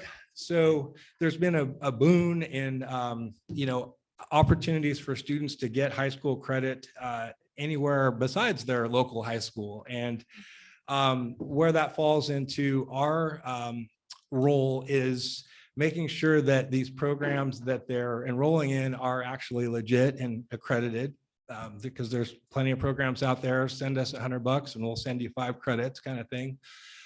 So educating students and families about what may or may not be a good option for their child. Attendance. So that the SAR process was essentially shut down during the pandemic. So there's a tremendous backlog of students who've essentially been truant for a year and a half plus, where we really didn't have any effective way to intervene with them. We did home visits and things like that last year, had mixed success. But so we're dealing with this backlog of these students that have, many of whom have missed the majority of school for the better part of a year and a half. So it's a lot of legwork to try to, engage those students and families. Services for alternative school students. I just wanted to touch on that. So as the South County population, our TSP classrooms on our campuses, Those have grown significantly. We've gone from 1 class at CASA to 3 classes since I believe the program was put in place about 6 or 7 years ago. One of the things that's challenging with that is we try to, again, with equity, get those students equal access to our electives. And we've developed some ways to integrate their course requests into our scheduling process, even though in the computer, we're 2 separate schools. So there's some tricky parts there. We're also asked to attend their IEP meetings and be their school counselors to a certain extent. Lastly, on this slide, I just want to address, we didn't really know what to call this, but help desk. And I know there's been, a lot of talk about failure. Certainly, again, we have a number of students on our DNF list at both high schools, unfortunately. And just how, the school counselors are reaching out to these students. And I want to assure you that we know they're there. We are trying to use every tool in the toolbox, so to speak, to connect with these students. Many of these failing students, it's a complex situation. It's lack of engagement from the student, the family. There could be transportation issues, a whole host of things. Just a little thing. I have one student that during the pandemic, she barely ever turned on her Zoom camera. We went knocking on her door. We're never able to contact the family. I was finally able to meet her at the end of the year. Fast forward, 2nd semester of sophomore year now, she's still truant, didn't show up to start or SAR meetings, things like that. I've sent out 26 passes so far this semester. I've been able to get her in my office once. So that's just one student. So it's a time drain in a good way. We're trying to connect with these students. Just another little data point. Our counseling secretary at Casa Grande, Jen Cox, is great with collecting data.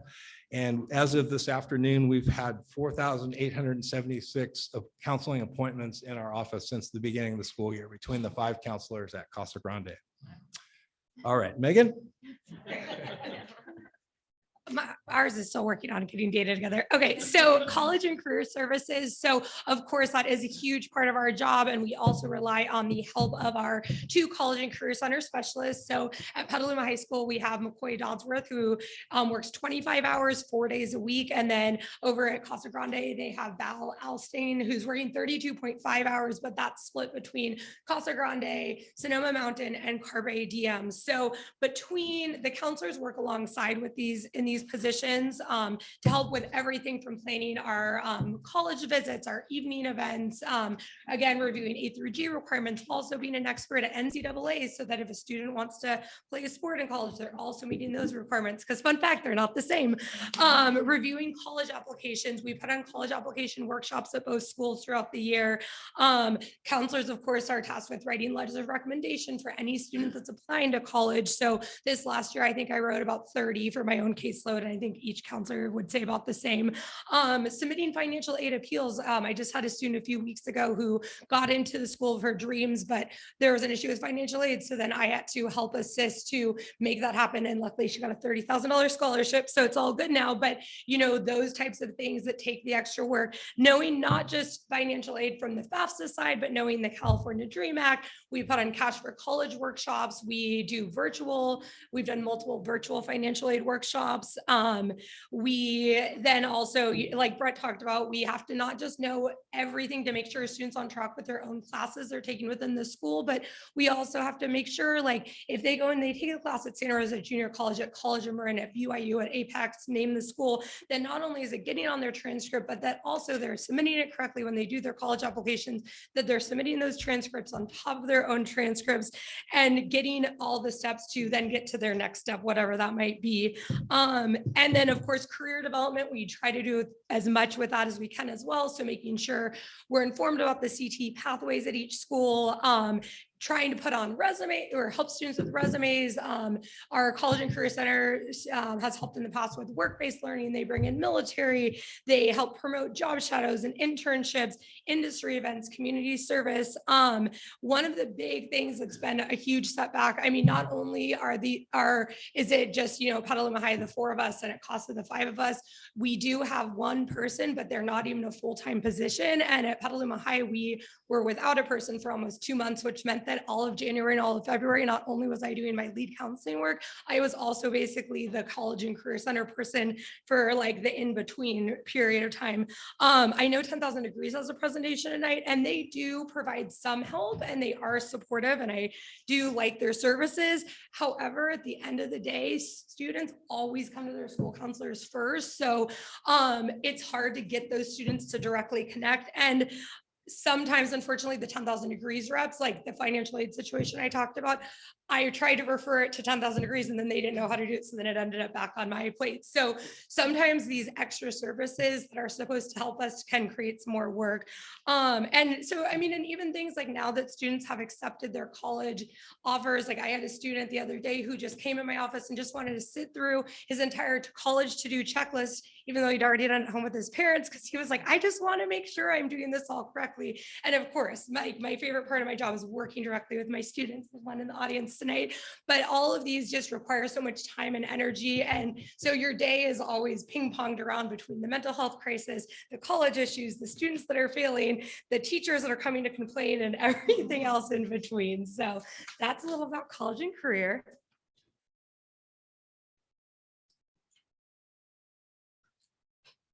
Okay, so master schedule challenges.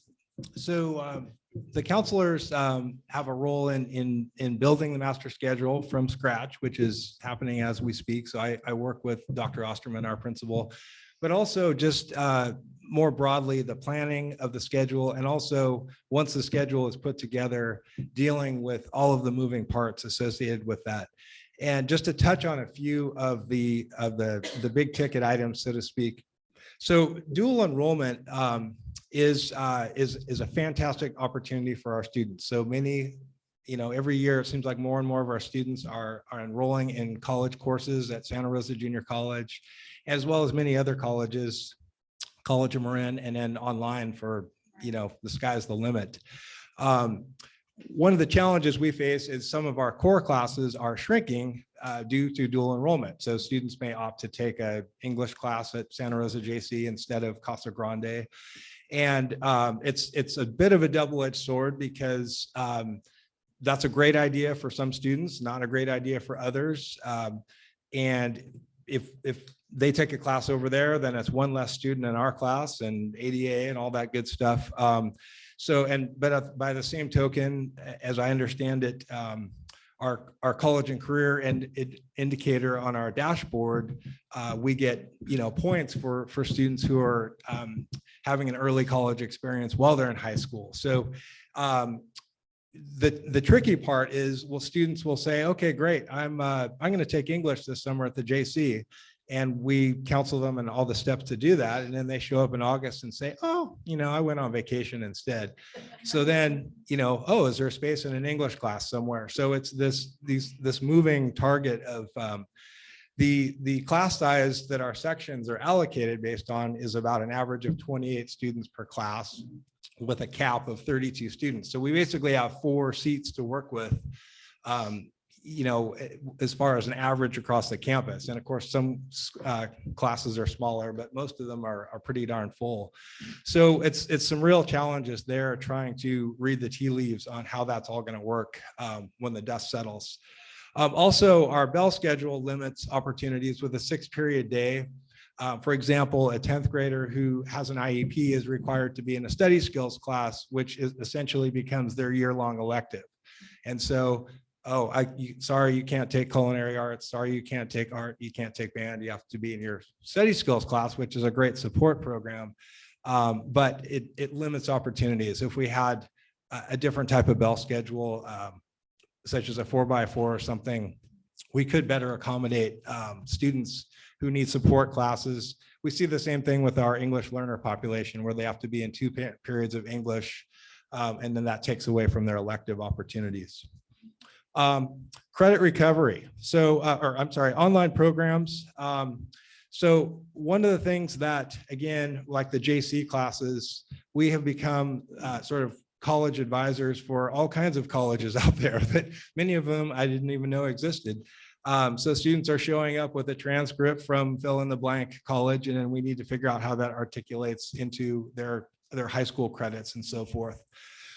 Credit recovery. I think it's pretty common knowledge that the need has increased greatly due to distance learning and the pandemic. At our site, we went from one section, 32 students of a credit recovery class, to 5 sections. And thank you for the board administration for allocating those extra sections, because we needed them. And but credit recovery is not really a one and done, in the sense that many of these students are not even in a place where they have decided that they want to recover those credits. And so it's been a challenge this year counseling those students. Yes, they're sitting in a class and they have a great little online English class in front of them, and they're playing video games and not progressing. So there's been a lot of time spent trying to get these students like, hey, you know, you're a sophomore, if you want to graduate on time, something needs to change here. So the online credit recovery is a great option, but it comes with a lot of counseling and follow-up to help it be successful for the students. English language development, English learners. This program is growing at both comprehensive high schools, especially at Casa Grande. We've received 33 newcomer students since the first day of school. So to put it in perspective, just a few years ago, that was usually about 7 or 8, that number. So about a little more than triple. We had to add 2 new sections of our English language level 1 class mid-year to accommodate all these new students. One of the things that we do in our scheduling that has worked out pretty well is we try to cohort these students in their mainstream classes with bilingual assistance. So we're not just saying, okay, here's a math class, you don't speak the language, but good luck. We try to have a bilingual assistant in there. Unfortunately, there's more of those classes than we have bilingual assistant staffing. So we hope to see an increase in that. But again, those classes were all full. So now when we're getting newcomers, and it's still happening, it's really interesting, you know, sadly, getting a student from El Salvador who stopped school in 6th grade and then putting them into Math 1 in the middle of the year taught in English, you know. Needless to say, there's some struggles there. Specialized scheduling. Some of the things we're doing to try to address some of the equity issues. One of the things I've learned in working with a master schedule is you can try to do everything perfect, and some stuff you just don't even notice it until it's too late. For example, I never thought about 5 years ago, if ASB class was scheduled the same exact period as a Spanish for native speakers class, that might present some problems about students wanting to get into one class or the other. So we try to really look at not only what area says where we can get the most students into that class, but also who are those students that we're trying to get in there. So that's just one example of how we're trying to front load the process to provide more equitable access to some of the electives and other classes. And lastly, enrollment between schools. So we have some students that go back and forth between Petaluma High and Casa for electives. Not as many as you'd think. It's usually transportation is an issue. But one of the scheduling challenges has been the South County Consortium students, and I'm not picking on them at all. I spent 12 years in special education, so I love special ed and I believe in equal access, but there are 43 seats in our CASA electives that South County students are in. So essentially we have a class and a half that are full before we even put any CASA students in those classes. And as I understand it, we're not funded for those extra sections. And again, that program is growing. We try to include those students as much as we can in our electives. But again, when you're dealing with that 28 average class size, there's not much wiggle room there. Okay, Megan.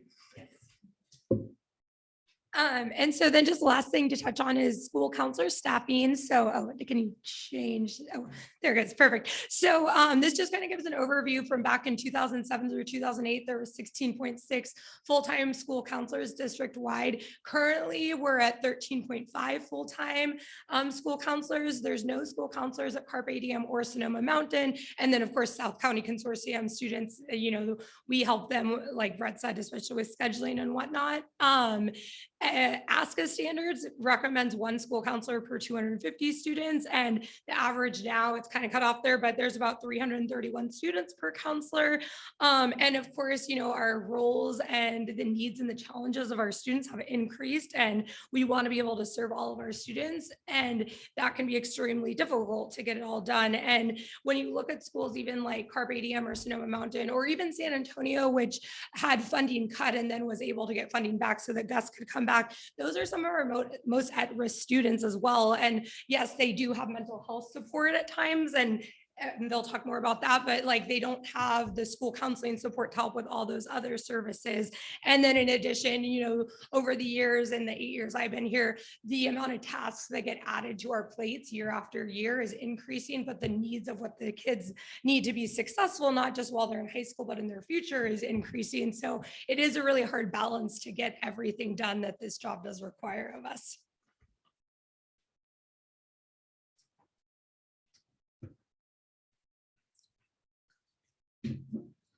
So just to close it out, our goal obviously is to give every student the attention and support they deserve.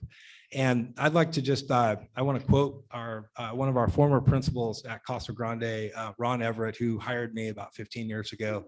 And in one of our department meetings, I don't remember what we were talking about, but he made a comment about the counselors being the heart of the school. And you think, well, what about teachers? Don't slight the teachers. And of course, he didn't say the counselors were the brains of the school, they said the heart. But he understood that, if you think of the school as an organism and all of the blood that's pumping, and the counseling office is the heart, like everything in the high school really comes through the counseling office one way or another, whether it's the planning, whether it's the implementation, scheduling, mental health, you name it. And so I think he really understood how, our mission of getting these students to a place where they're ready to learn, because if they're not in the classroom, they're not ready to go. So again, we do our best to try to meet the needs of all students, but as I hope you've seen from some of this information, it's getting to be a challenge for sure. And so we'll continue to carry out our mission of trying to meet the needs of all students. So thank you very much for your time this evening. And if you have any questions.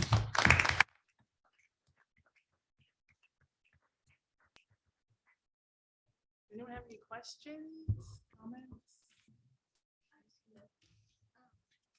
I was just gonna ask about the bilingual assistants. Do we have them? At Petala, we don't. We've been, I think, trying to hire one for the entire last year and a half, and unfortunately haven't been able to get a public position. So let's just ask them. We have two who work in the classrooms. At Casa Grande High School, we have two bilingual assistants who work in the classrooms, and then we have one bilingual assistant who runs our bilingual office and is does translation for families and outreach.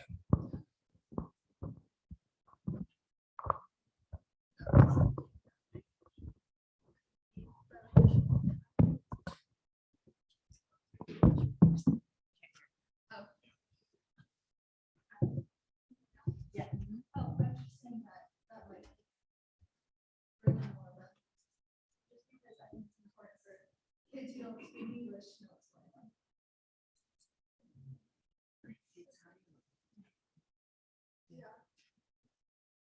Did you want to say something, Maddie? Yeah, I was gonna do a whole thing, but I'm not. You guys really do a lot. We're lucky to have you.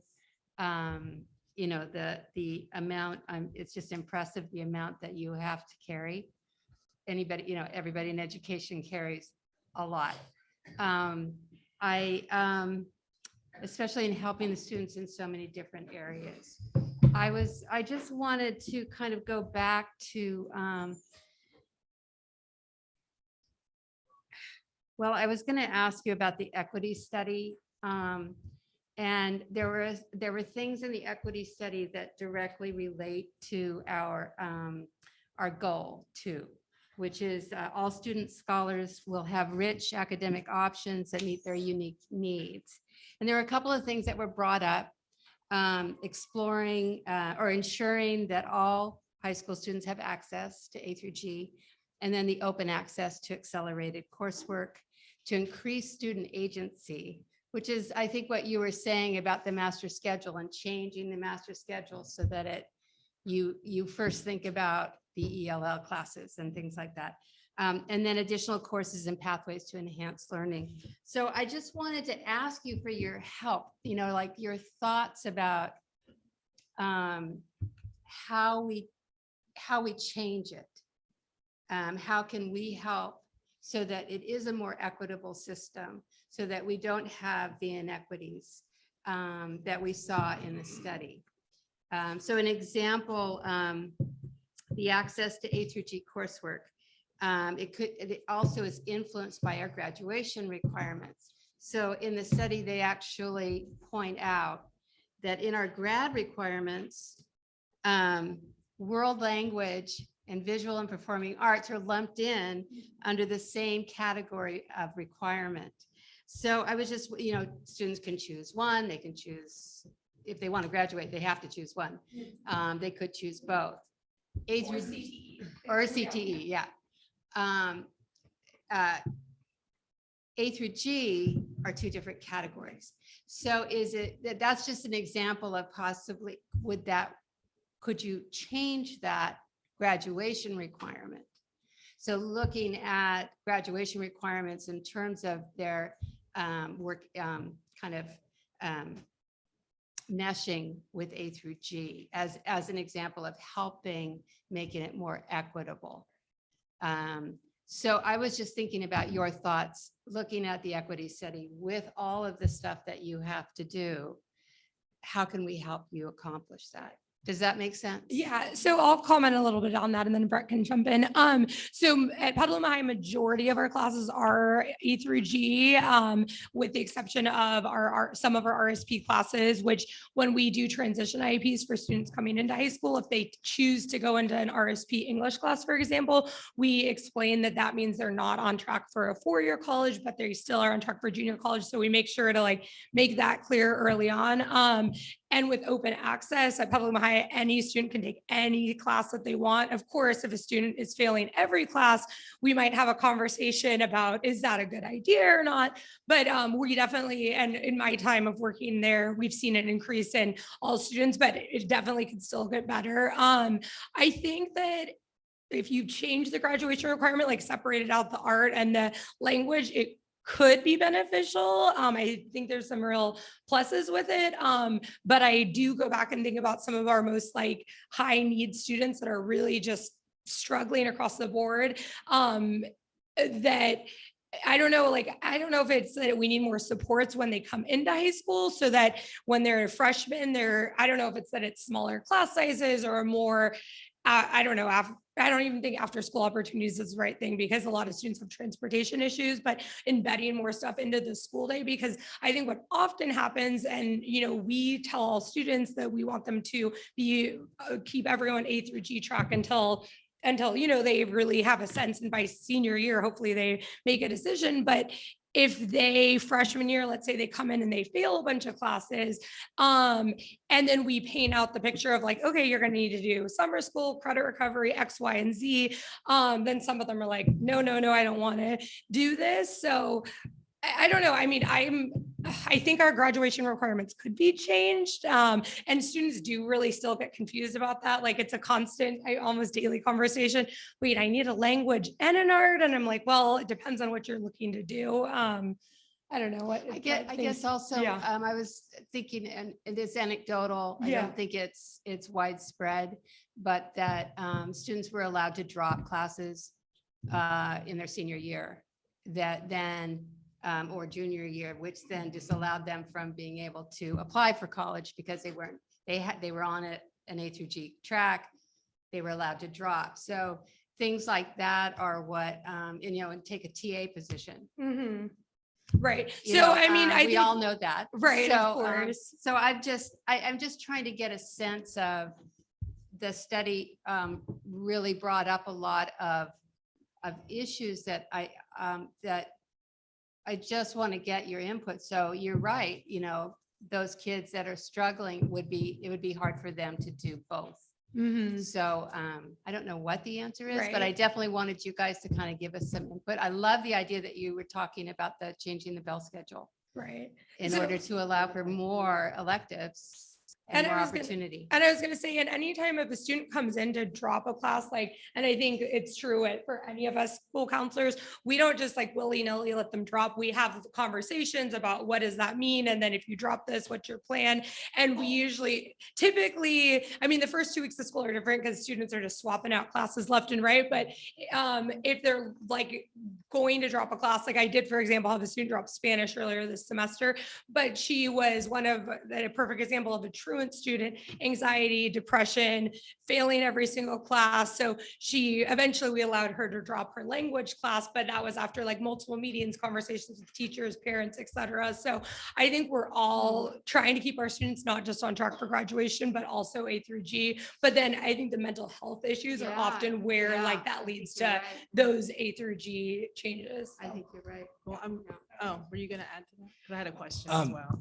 Yeah, so just to dovetail, so the A through G requirements, I think one of the, if we went to that, say for graduation requirements, I would want to see the shoring up of the foundation as far as students who are behind when they get to high school, because one of the issues we run into is if you're not ready for Math 1 or Algebra 1 in high school, we don't have anything for you. You go in Math 1 or you go in Math 1. And so they kind of start out with a flat tire. And I think going backwards into the junior highs and even into the elementary schools and trying to address that, because again, if you have a bad experience in Math 1 freshman year, the first question to your counselor is, how many years of math do I need to graduate? 2 years, but 3 years is A through G, so and I would say there's, there can be similar experiences in languages.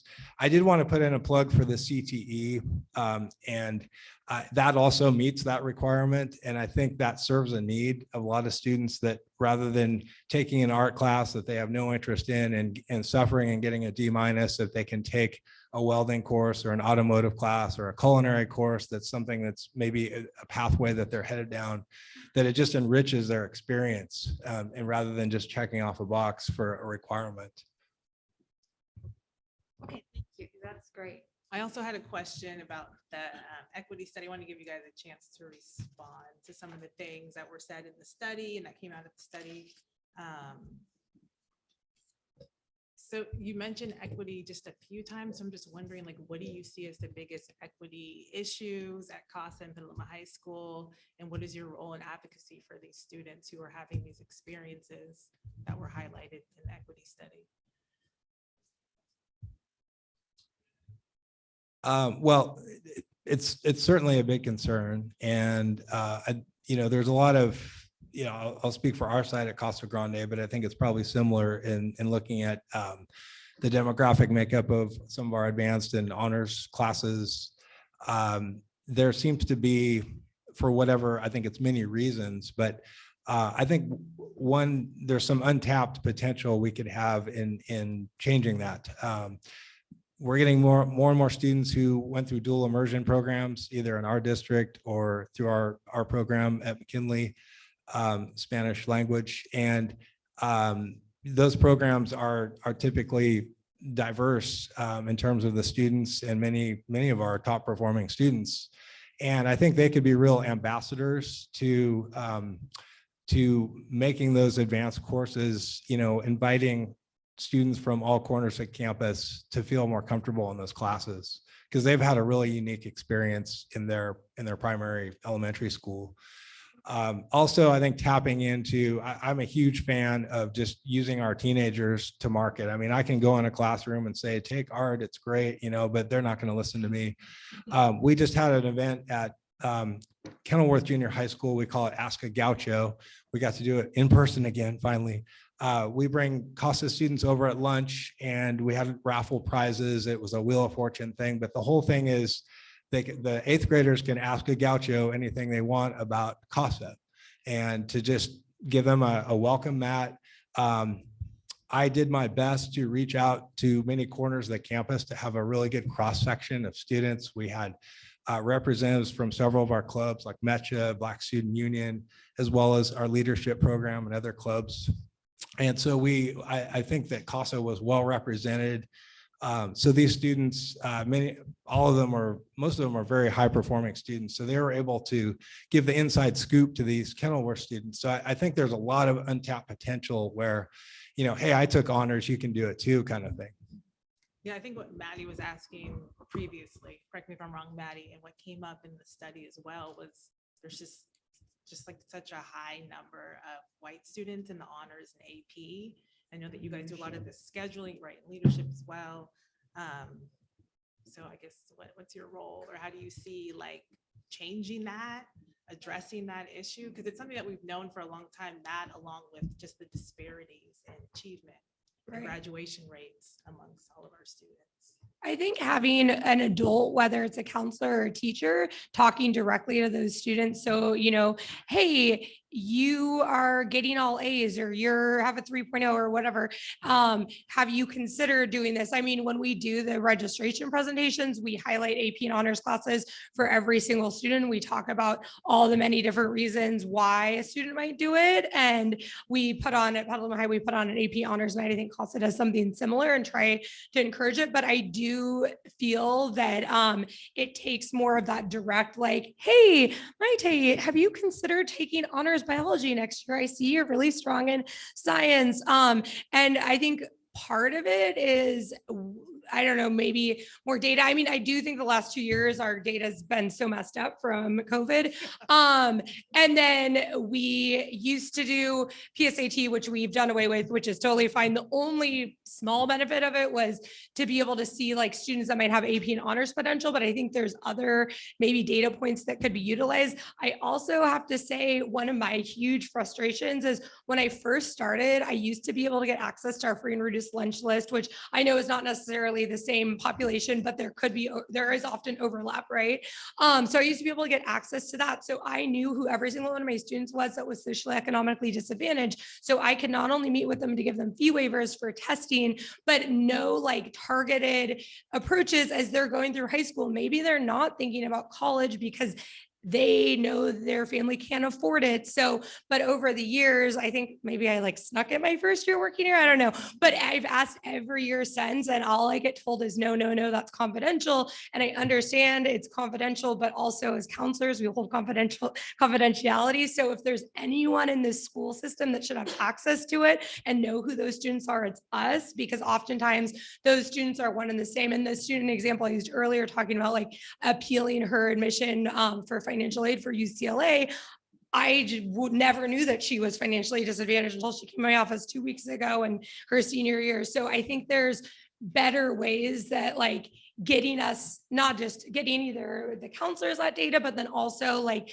looking more closely at like students like GPAs at the end of each grading period, and then cross comparing that with AP and honors classes. But I'll be honest, like we can't just do that as counselors. We do need the help of teachers or other site people to really push that.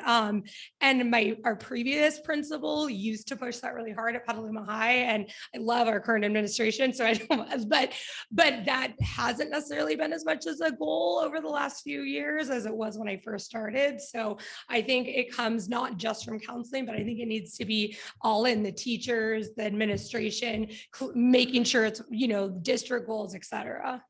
So what do you guys think is the biggest, like, I guess, reasoning like for the gaps that we keep seeing like year after year in those classes, like the disparities in those classes, like the racial makeups of those classes, as well as just the I think the test scores. Right. I think that, there's not as many students probably taking any AP and honors classes because they don't either have older siblings that have done them, or they don't have parents at home that are encouraging them to do it. And so again, it needs to be adults on campus. And I, again, think it's counselors, teachers, administrators. I think it's all the adults, because frankly, if I had time to meet with every single student on my caseload on a regular basis and like learn more about their interests and figure out like, are these the right classes for you, then I think it could be tailored better. But I mean, the reality is with 300 plus students per caseload, like I do look at all my student schedules, but maybe not in the way.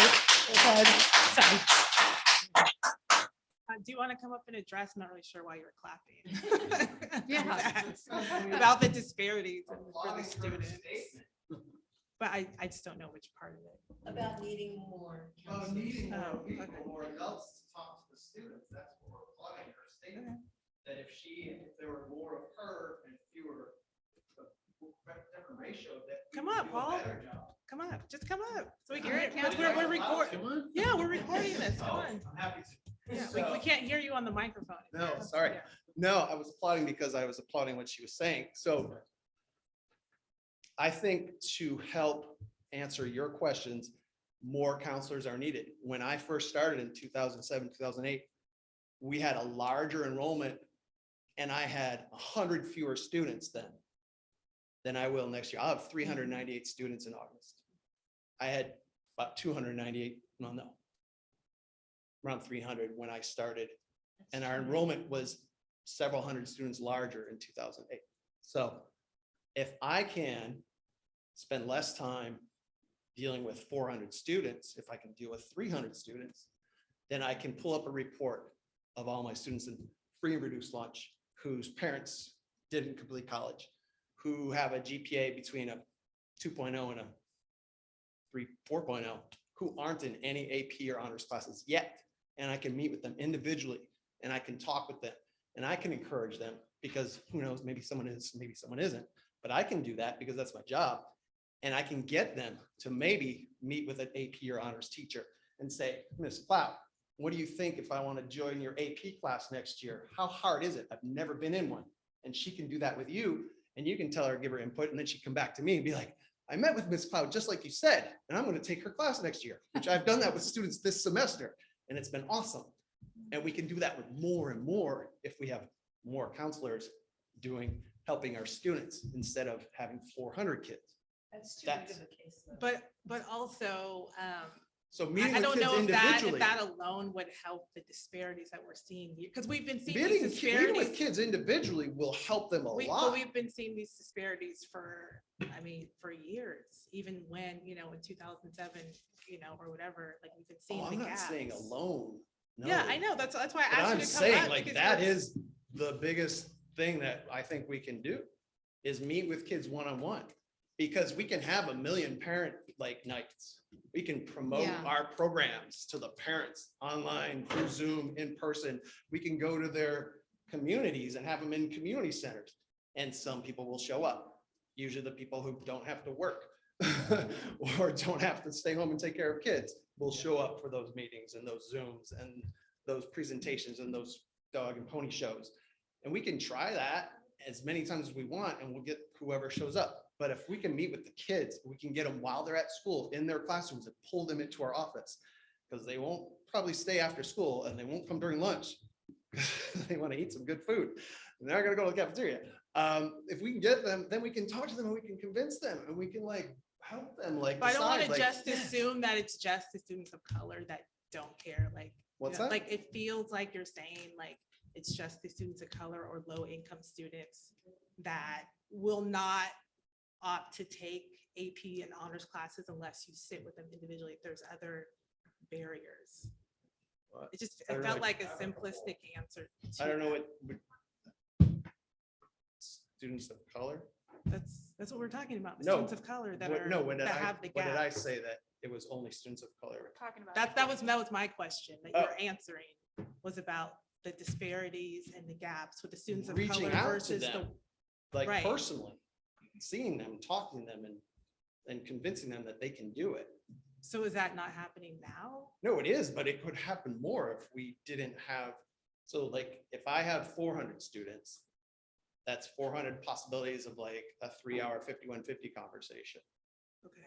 If I have 300 students, it's 100 fewer chances. No, and I hear may that the have. ratios, like I know for everyone, if you had less people interact with you, could have more impact. Yeah. However, I was asking about like the disparities in the classes right now currently. Mhm. I don't think that the ratio of students of color have changed over the past, right? Am I right? Like, I think it's always been majority white students in the schools. That hasn't changed, but we're still seeing like the persistent gaps, even when you had, 300 students on your caseload versus 400, like that hasn't changed.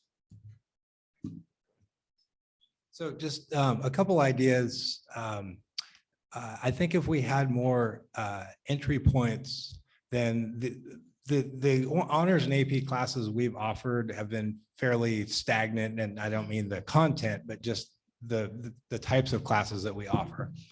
I've often wondered if we had a Latino history or a Chicano studies course, or that given that segment of our population might be interested in taking a course like that and maybe develop a love for history, and then perhaps want to take AP US history or AP government as a senior or something like that. So I think that if we looked at some of our elective courses that are within the core subject areas and looked at things that might be different entry points, like for example, our AP psychology class is one of the first and only AP classes that many students take. Some of them never set foot. It's just, I like psychology, I really like it, so I'm going to try AP. So I was thinking if we had some other advanced courses that we looked at different topics that might be, different than what we've offered in the past, that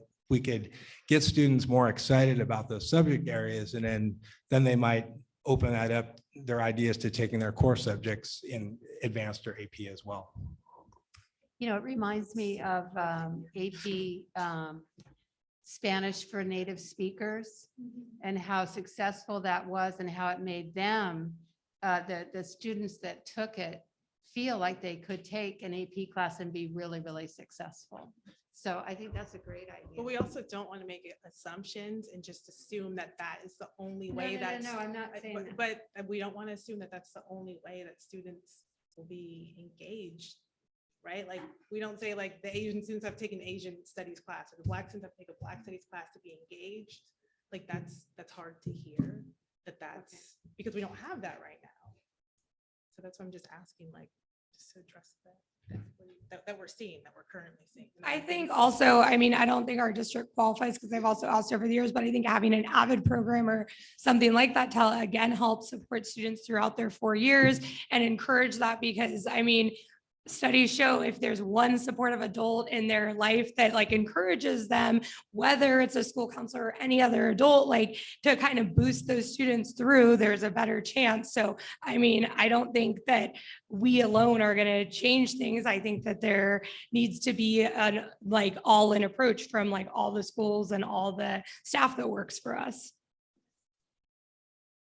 One last comment on that too. I also think if the district was able to really double down on recruitment when we have teacher openings, and I think it would have a really positive impact on us, on our whole program, to have teachers who represent all of the student body. We're majority white teachers at our site, and I think that's pretty standard throughout the district. And I truly believe that there can be inspiration, that person's just like me, and they love American government, or they love biology, or whatever it is. And I think that could be, when students see that in action, I think that could be powerful. Yeah, I totally agree with that. But I'll stop. All right, thank you. Thank you. Did you have a question? Oh, I'm sorry. Did anyone else have a question? Sheldon or anyone? Okay, sure. Katie, go ahead. I was literally just gonna say that, like, it's like with me and my mom was always pushing me to get involved in stuff that I never would have thought to get involved in. Like, there was like a commissioner thing for women at my school. I saw it on the church broadcast and I was like, oh, that's interesting. Totally forgot about it. And all of a sudden I was like, hey, really good for this. And I ended up not applying, but like I felt so much more motivated to like take initiative and do something. something, get involved in something, because an adult when you do it, and like, I feel like if you have a lot of one-on-one time with your counselor, who knows you, knows your skill and what you're good at, it just creates a lot of more incentive for kids to join classes if they have somebody who believes in them and wants them to succeed. Somehow that's not happening. Yeah, so. We also don't want to assume that the students of color don't have that. either. No, I'm not saying. That's why, that's what just for me No, feels I like think the in general, conversation. across the board, with like all, everybody. It was just weird. I mean, I'll just say, like, I'm a white student, and when I was in middle school, the only reason why I ever took an honors class was because the teacher told me to. I had two college-educated parents. They could really care less about what I did with school and education because they had a lot of other stuff going on. So it took an adult reaching out, and then once I started taking honors classes, I took them throughout the rest of the time. So yeah, I mean, no matter your color of your skin, like, we don't want to just assume that they have an adult at home that's doing that for them. And again, that's where having more counselors, more teachers, more adult support could help. Thank you. Thank you.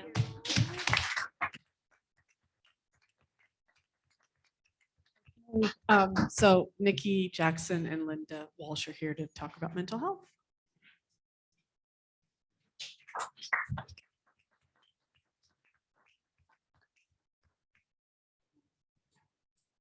Hello. There's a little bit of a height difference. We're going to adjust the mic as we go. So I'm Nikki Jackson, and this is Linda Walsh. And sorry, a little nervous. Okay, I'm good. So whenever we get the pleasure of talking about our district, we always start by saying that we are so lucky to work in a district where mental health is valued. We have successfully had a school-based mental health counseling program for over 20 years. This semester, we have 5 district guidance coordinators, which is what Linda and I are positions. And thanks to COVID funding, we were able to add another one. Last semester, we had 4. So we supervise 15 clinicians in various stages of licensure. All of them are part-time at 25 hours or less a week.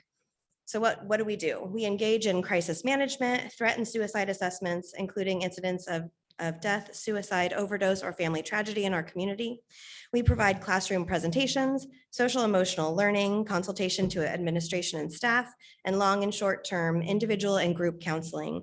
We help students deal with everything from peer and relationship issues to significant mental health concerns and everything in between. We're going to look at the national data. Next slide, thank you. As has been previously mentioned, and if you follow the New York Times, they're doing a great series of articles on the mental health crisis for teenagers that's going on right now. So we know that mental health needs were already on the rise prior to COVID. We're not saying that it's all just because of COVID. You can see the percentages of persistent sadness and hopelessness from 2009 to 2019. There's a jump from 26% to about 37%. Sadness and hopelessness are important because it can lead to suicidal ideation. You can also see that the suicidal ideation numbers increased from 2009 to 2019. By 2021, the rate of sadness and hopelessness jumped to 44%, so less than 50%, but not by a ton. That's a 7% increase in just 2 years. Also at play in the mental health issues that are going on are equity issues that already existed that are being exacerbated by the effects of the pandemic and the mental health crisis. According to the CDC, data I'm so sorry, you guys. I swear to God, I can speak in public. I'm just gonna take a second. Just give me a second. Okay, I'm so sorry. I tell the kids I work with that my Fitbit registers public speaking as exercise because I'm actually having panic attacks. So we can do hard things. Okay. I totally feel your pain. I don't know. That's beyond my abilities. It's Okay, so great. according to the CDC data, marginalized groups tend to experience higher rates of mental health issues and have greater difficulty accessing services. And this has all been exacerbated in the pandemic as well. Studies are showing that the effects of COVID will be long lasting and create an even higher need for mental health services. The infrastructure does not have the capacity to support that need. So researchers and the APA are identifying schools as the #1 place for positive impact for student and families' well-being. So we at Petaluma City Schools are already set up for that in some ways, right? That you guys have been supporting mental health for so long, and we're grateful for that. Go to the next slide. When people experience traumas like 9/11 or Hurricane Katrina, the data published by the APA has shown that the impact on mental health continues for 7 to 10 years out. So we're in this for the long haul. The number of children admitted to emergency departments for psychiatric distress is increasing. Over 100,000 people within, again, national data, within the last year have died from drug overdose. People are suffering from anxiety and depression at 4 times the rate than before the pandemic. And mental health issues really are the new pandemic. Okay, thank God. Oh, this is not gonna work. I know. I appreciate that.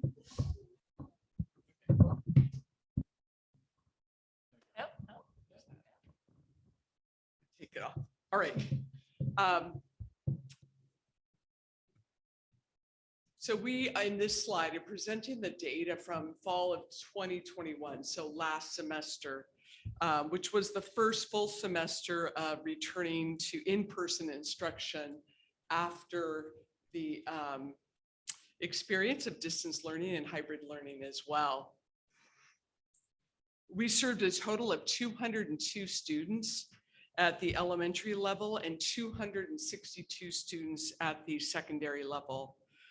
We conducted 19 suicide assessments at the elementary level and 97 suicide assessments at the secondary level.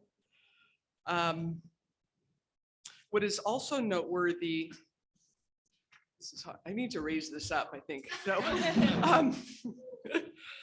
what is also noteworthy, if we compare it to the fall of 2019, so the last time we had a full semester before distance learning, the number of students referred to our program is increased by 36%, and the number of suicide assessments doubled during that time period in 2021.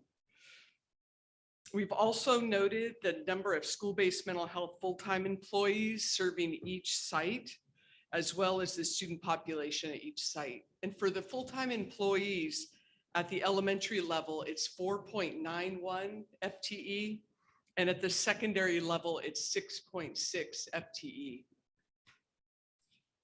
So next slide, please. So what we are seeing, schools are requiring more and longer sessions. Sorry, students are requiring more and longer sessions due to the severity of needs. And there's a couple reasons for that. One is that there has been an increase in the number of dysregulated students on campus, and the severity of the issues at all school sites has really intensified this year.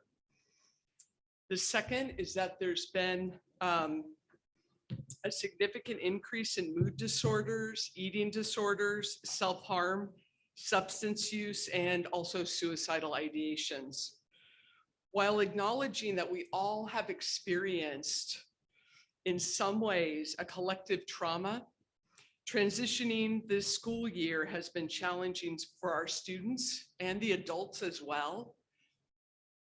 And this has led to an increase in attendance, behavior issues, and academic issues as well. And then last, there have been fewer community resources that are available to take on students. So a couple things, there's a less access to community mental health resources due to long wait lists. And secondly, even if the students do get outside mental health services, frequently the number of sessions is 1 to 2 times per month. And also the duration of the session is a lot less as well. So next slide, please. So the unmet needs.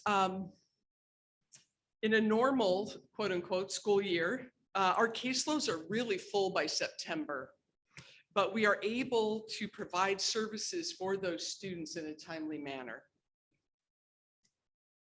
This year, things have been very different.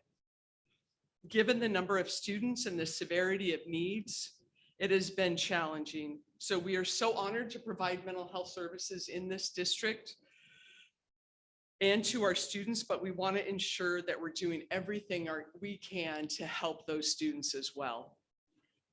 So thank you. We'll stay for questions.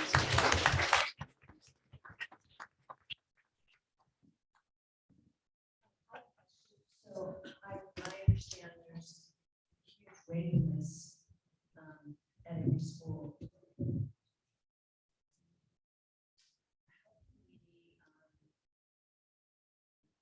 How do kids actually make it up the waiting list to be able to see somebody? And what ways can we as a board do to alleviate those waiting lists so that kids are not just dangling out there? I'll speak first and then I'll let Linda. This is a real struggle for us. When we have kids on our wait list, we are very aware of who they are and what's going on, and we just don't have enough boots on the ground to be able to give them the services that they need. When we have kids on our caseload, they are under our license. And so that's the only way that we get to have our job, is by answering to the state board for our license. And so we have to make sure that we are providing ethical and consistent treatment to the students that we have. So we have much smaller caseloads than the school counselors for that reason. So in terms of moving kids up on the wait list, it tends to be, we tend to prioritize, this year we're prioritizing crisis and emergency, and it sucks because we were initially intended to be preventative services. And we just are we're not really able to do that this year, right? So I don't know the solution to moving people up on the wait list. I know that Linda and I lose sleep. I know that all of us in the MFTs, let me speak for us, we lose sleep over these kids, that we often feel like we have their safety in our hands, and it's scary. And, you know, we have had a lot of loss this year for drug addiction, and it's a very heavy weight that we are carrying for these kiddos. And so, you know, I can say that we are doing as much as we can right now. We're trying to find community partners to shore people up with. We consult with Kaiser. I can't even tell you the conversations I've had. We advocate for more services for our students. We try to coach parents into how to say that you deserve more services and here's how you can get them. You know, we are trying to do everything we can to just kind of shore these kids up and help get everyone through the school year. Do you want to add anything to that? And better off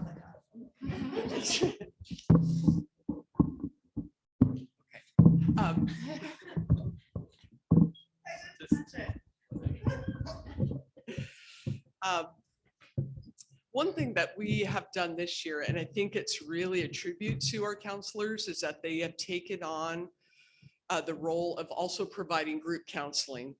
So they will see a student individually for 6 to 10 sessions approximately, and then we're moving them into groups.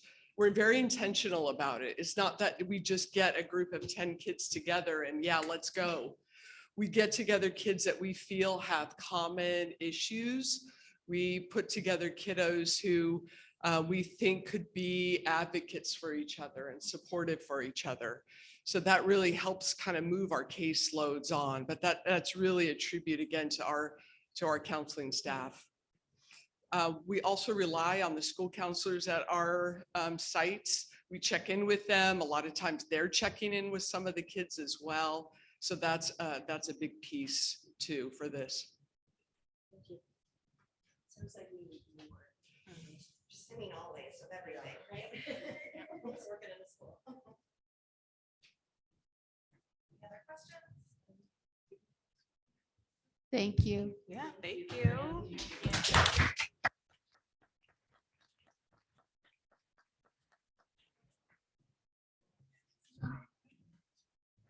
Okay, all right. Next up is the EL map, the EL master plan.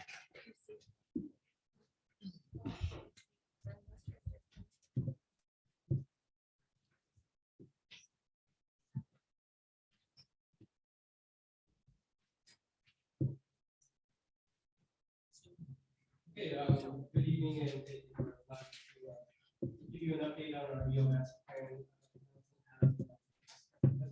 Esmeralda essentially was also here to help facilitate this presentation. She also facilitates our EL Master Plan Committee, and I also like to thank Krista for being here as well.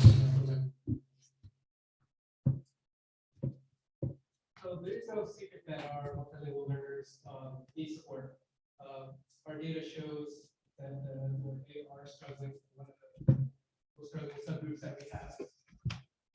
And I don't want to spend too much time on this data, but you know, something that we notice in our department is that there's a systems issue, and the data can kind of point to that when it's very difficult for us to kind of determine a trend, as you can see from the data in regards to our reclassification, the green being our secondary students and the blue being at our high schools, the green being Petala High School and Casa Grande. See again, it's hard to find or identify a trend, which leads kind of back to a systems issue that we're facing at junior high. There's just a way of being able to see what exactly might be going on with our students. And this is our LTALs, increasing LTALs, especially when they get to 9th grade. So knowing that we need a plan to ensure that we can support our students, the purpose of the EO Master Plan is to provide a centralized support and direction for all the school sites to ensure that the consistent and coherent services are provided to every English learner. And it outlines our legal obligations and best practices for providing a quality and meaningful education. And at the very heart of it is just trying to do what's right for our kids. So we're also trying to create equitable, coherent, and sustainable systems in our of our English language services, develop an equity-driven process to build district-wide capacity to deliver research-based programs and practices that leverage English learner students as assets and addresses their specific needs, establish effective family community engagement systems to foster collaborative partnerships, and implement a local accountability model that ensures English learner students' success. So we haven't updated our English language master plan since 2003. There's been a lot of changes in the laws and best practices. So this is overdue for us as a district. And so it is a priority for us to have one in place by this year. And we want to make sure that our EL master plans reflect the English learning roadmap policies, our EL ELA framework, our state and federal program requirements, and being compliant with Proposition 2. The California State Board of Education unanimously adopted the California English Learner Roadmap in July of 2017. The EL roadmap offers a vision and mission for the California English Learner Program, policies and practices, as well as guidance to local education agencies. As they educate English learners, it also defines 4 key principles related to elements to steering our actions to support our English. And I'm going to ask Esmeralda to go over quickly the EL roadmap. I also wanted to clarify, even though we haven't updated the document in its entirety since 2003, we've had educators and administrators who've been a part of the EL committee during the pandemic that were working going in that direction. So I want to applaud the work that the Continuing Services Department landed here. There's been a lot of traction, a lot of work moving in this direction. So we are looking at these 4 roadmap principles, and I'm sure you probably heard of this prior. Some of you were on the board. Elizabeth Rob was here and did a lot of professional development and presentations around the roadmap policy. We really want to gear our master plan and align to these 4 principles that you see here. Next slide. The the components that we're looking at and updating, these are essentially our chapters. So we're looking at our initial identification, assessment, parent notification, program placement, looking at our instructional programs. So what does our ELD instructional program look like, both at elementary and at secondary, making sure that we've got all of the the new approaches in terms of integrated and designated ELD, looking at our monitoring system for student progress and the reclassification process. So not only monitoring our English learners while they're still in EL status, but also how we're monitoring our reclassified, our RFEP students for 4 years afterwards to see how they're doing. The parent family engagement piece, so looking at how we're engaging our ELACs, our DLACs, and beyond that, as well as addressing accountability and funding and where LCAP fits into this, and as well as our Title III funds for our English learners. This year, we have continued to meet our English learner resource teachers, our bilingual resource teachers. Christina Haugen has been the administrative rep. We've met 5 times this year to look at these plan components and having the committee provide input and feedback. So looking at specific things such as our alternative reclassification process for students who have IEPs and making sure that we're streamlining that, also talking to the special services staff, updating those forms. So really putting systems into place and beginning those conversations so that when we go into next year, we can continue to update and improve our plan. Our next steps, we are creating a 3-year plan. I expect to have a draft plan and bring it to the EL committee one last time before the end of the school year so that they can provide more input and feedback.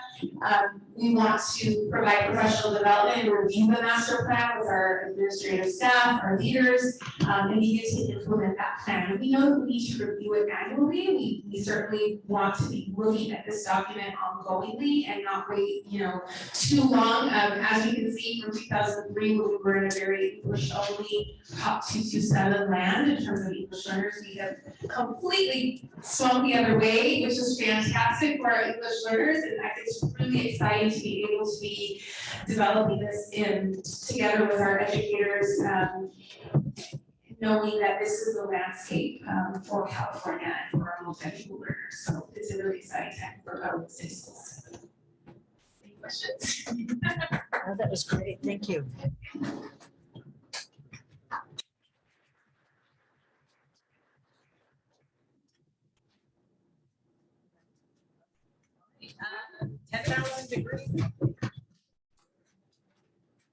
Okay, I'd like to spend just a few minutes just giving you an update on 10,000 degrees. So 10,000 Degrees was started in 1981. It is a nonprofit organization in California that supports students from low-income backgrounds to get through college, to get to and through college. So their scope of their work is to provide on-site support 3 to 4 days a week at Casa Grande High School and Petala High School. They provide on-site college access focused around focused workshops and one-on-one support for students with a focus on seniors from low-income backgrounds on college matriculation topics, including and not limited to college awareness, financial aid, and college applications. When feasible, the agency will provide services programs before school, during lunch, or after school hours.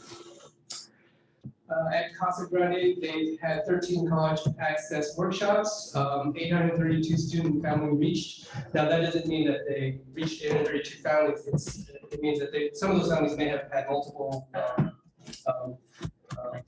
meetings with them at that time. So a total of 832 times that students and families have been reached. They've had 45 plus one-on-one student meetings. They've submitted 42 scholarship applications. And at Petala High School, they've had 8 college access workshops, 525 students and families reached, with 56 one-on-one student meetings and 43 submitted applications. So our next steps with them really is to, conduct an end of the year check-in with 10,000 degrees, review updated data and services to see what has changed since the last time we met with them back in March, and gather feedback and recommendations from Petaluma High School and Casa Grande High School, because they work closely with them. So I think as we review and determine whether or not we want to utilize their services, it'd be important to gather the information from the school sites and determine if the benefits outweigh the costs, and if there's any other alternative things that we could do with the funds that we use to obtain their services. With that, if there was any questions. More of an observation, like in the purchase orders or warrants, I forget which one it is today, and we're giving them another $100,000 for just that few points of contact. Like the counselors get 4,000. I'd rather use the 100,000 to hire a counselor. But that's my initial thought, just based on those numbers in the context of talking to the counselors earlier. I have a mentee through Mentor Me. She's not my mentee anymore because she graduated, and she tried to work with 10,000 degrees, and COVID happened and everything happened, and they couldn't reach her. She couldn't reach them. I don't know which it was, but if they're the so-called experts and they couldn't reach this kid that I reached pretty easily, and I was like, yo, you need to enroll. And she was like, oh, okay. And I was like, okay, let's sit down and enroll at the JC, which I had never done, but I helped her do it. And I didn't charge the district $10,000, so we didn't do that. $100,000. So it's nonprofit, how do they staff the services locally?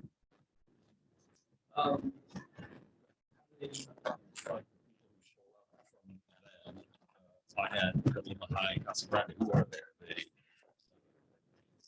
here that they subsidize, or are they sent here on a week? They hire, however, I don't believe that they're actually counselors, so true counselors. They train them on the application process and the FAFSA process and how to reach students and focus on lower countries, but. And they're not necessarily here. Not that I know of. Yeah, I'm not too sure, but I don't think so. They're not local. Yeah, yeah. Our community members, I'm thinking about just raised about the cost benefits. The cost benefits, so the opportunity cost of spending $100,000 on 10,000 degrees versus something else. Measured. Yeah, so that's one of the things that we'll be asking for. That we'll be asking for at the end of the year check-in. What are your updated data from what they've already presented? How many students have they actually reached? How many of those who they were trying to reach? How many of those students did they apply to college and get scholarships? All those things that we want to be checking. And the most important thing is really they work closely at the school sites. So I really want to take them from the school sites and counselors to work with them and see if from what I'm hearing, it seems like they sometimes just add more work to the counselors. So if that's the case, then we will really reevaluate that and determine if those benefits outweigh the cost. Really work with kids 4 years, 2 years. Are they at the OPED sites? That OPED students talk about going 2 years of transferring to sites. No, the contract is long for Casa Grande. And it's $100,000 a year. I think there is.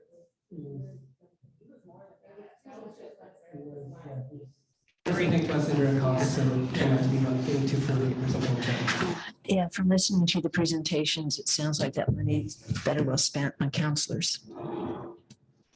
So what grade levels? Is it just 11th and 12th that they serve? They really focus on seniors. Yeah. Oh, on seniors specifically.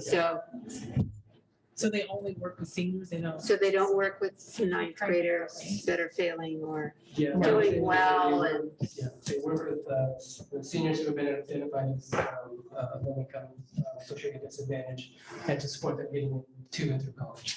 Who refers them? Do you guys refer them? No, they're providing. You guys do. Sometimes. Well, they also, so the teachers do? And, well, And the EL? teachers, counselors, they've been very active at school, on the school site.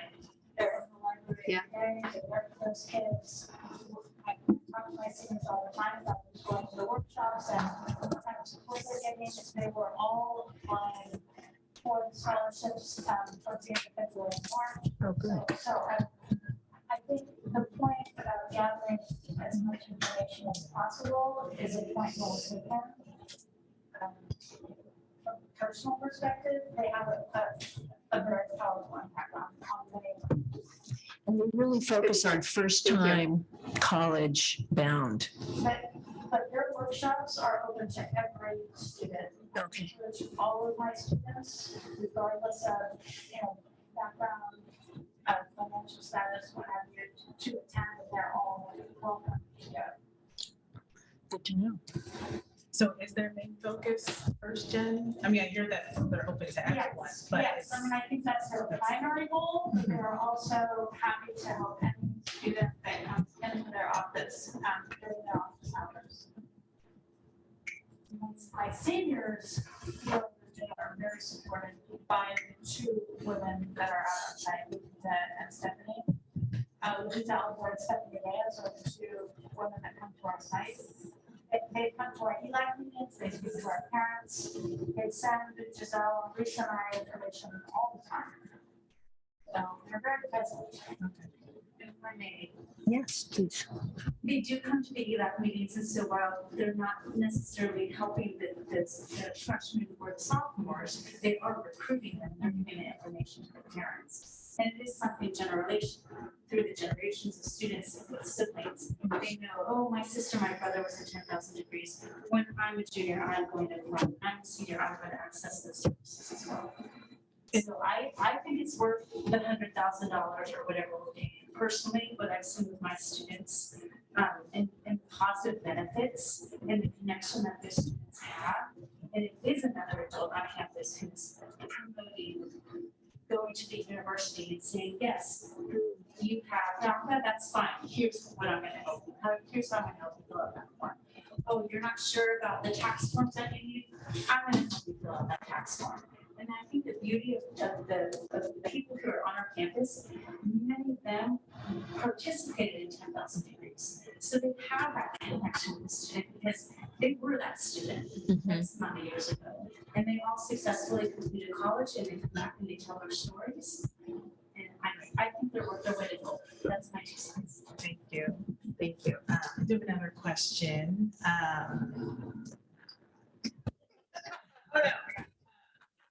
Are they, so again, they bring it back to the that city was showing that your college.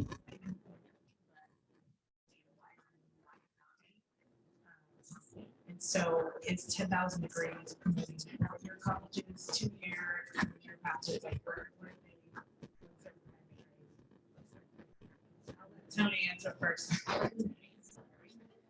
Just from my understanding, so they worked in our district before last year. They were at Petala and Casa Grande, and this year they're at Casa Grande High School. So seniors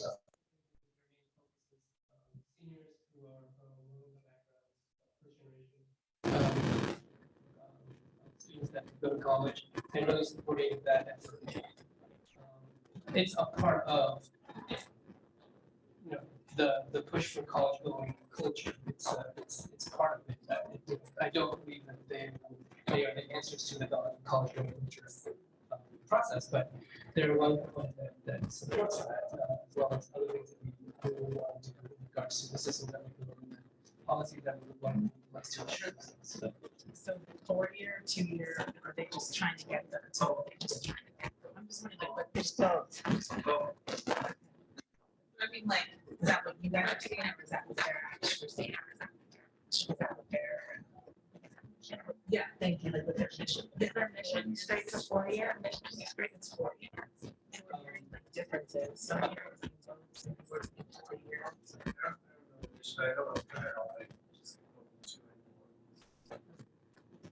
Yeah, my experience with them has been too many for us.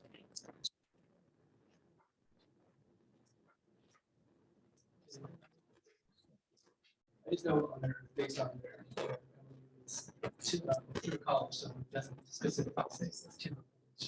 You're nearing 4 years with their, it's go straight to 40.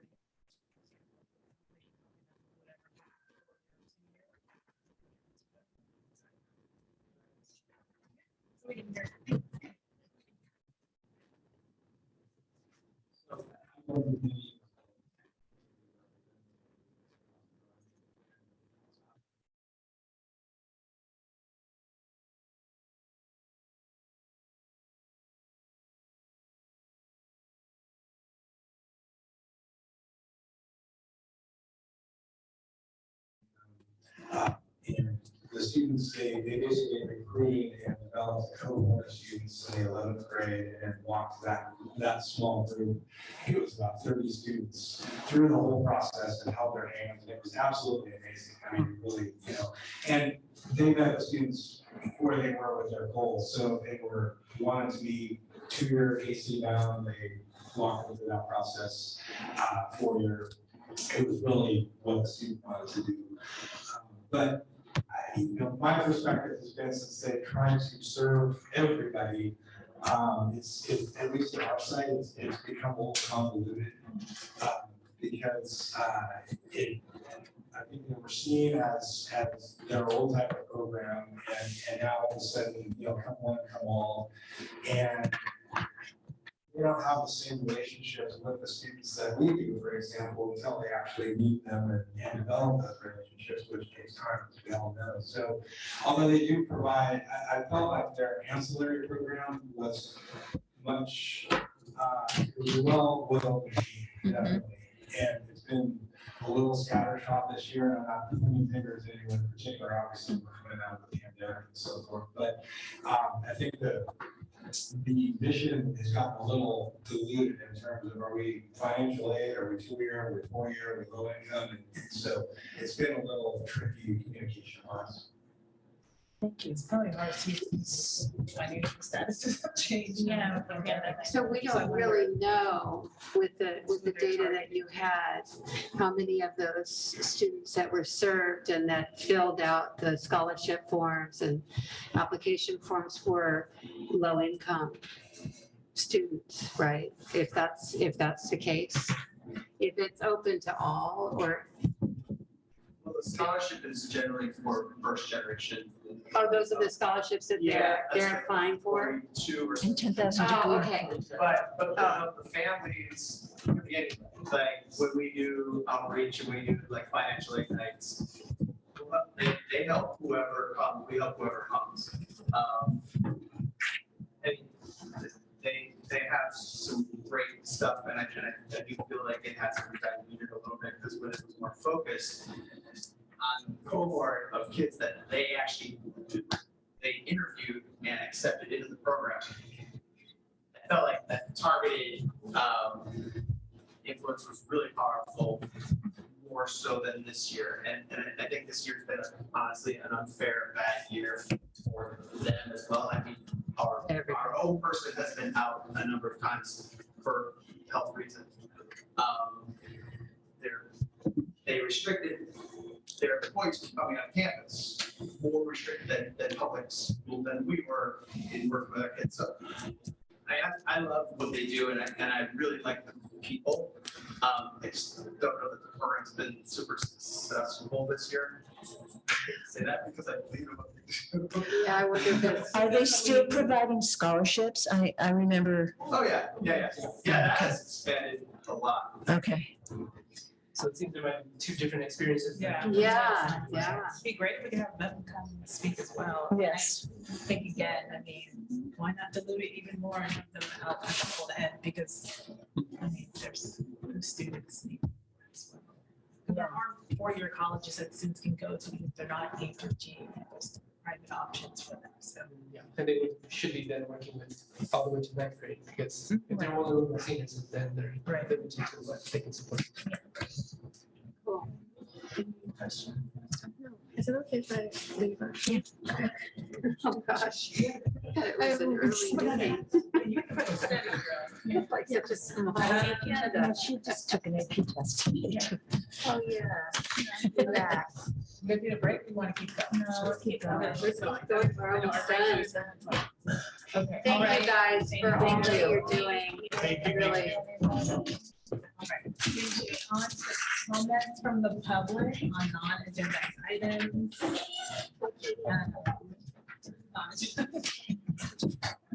right, I'm gonna read our comment policy. It applies to all of the comments. And we're gonna open up the chat. If anyone in the audience wants to make a comment, please put your first and last name in the chat and what you would like to speak about, something that is not on the agenda.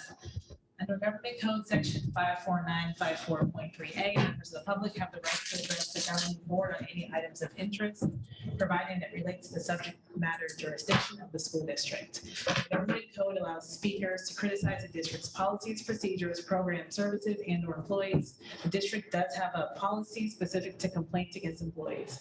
Should comments from the public pertain to a specific district employee, the board requests that the complaint first be submitted in writing to the employee's immediate supervisor for investigation. If the comment is about something that is not on the agenda, it will be heard only during the public comment on non-agendized items, period. Once that part of the meeting is over, comments will only be taken on agenda items during the discussion of those items. The board values public comments, and although we cannot take action or discuss items not on the agenda, we listen carefully and appreciate input from the public. Public comments are subject to a 4-minute per person limit or 20-minute limit per subject matter. So we do have a speaker here, Krista O'Connor.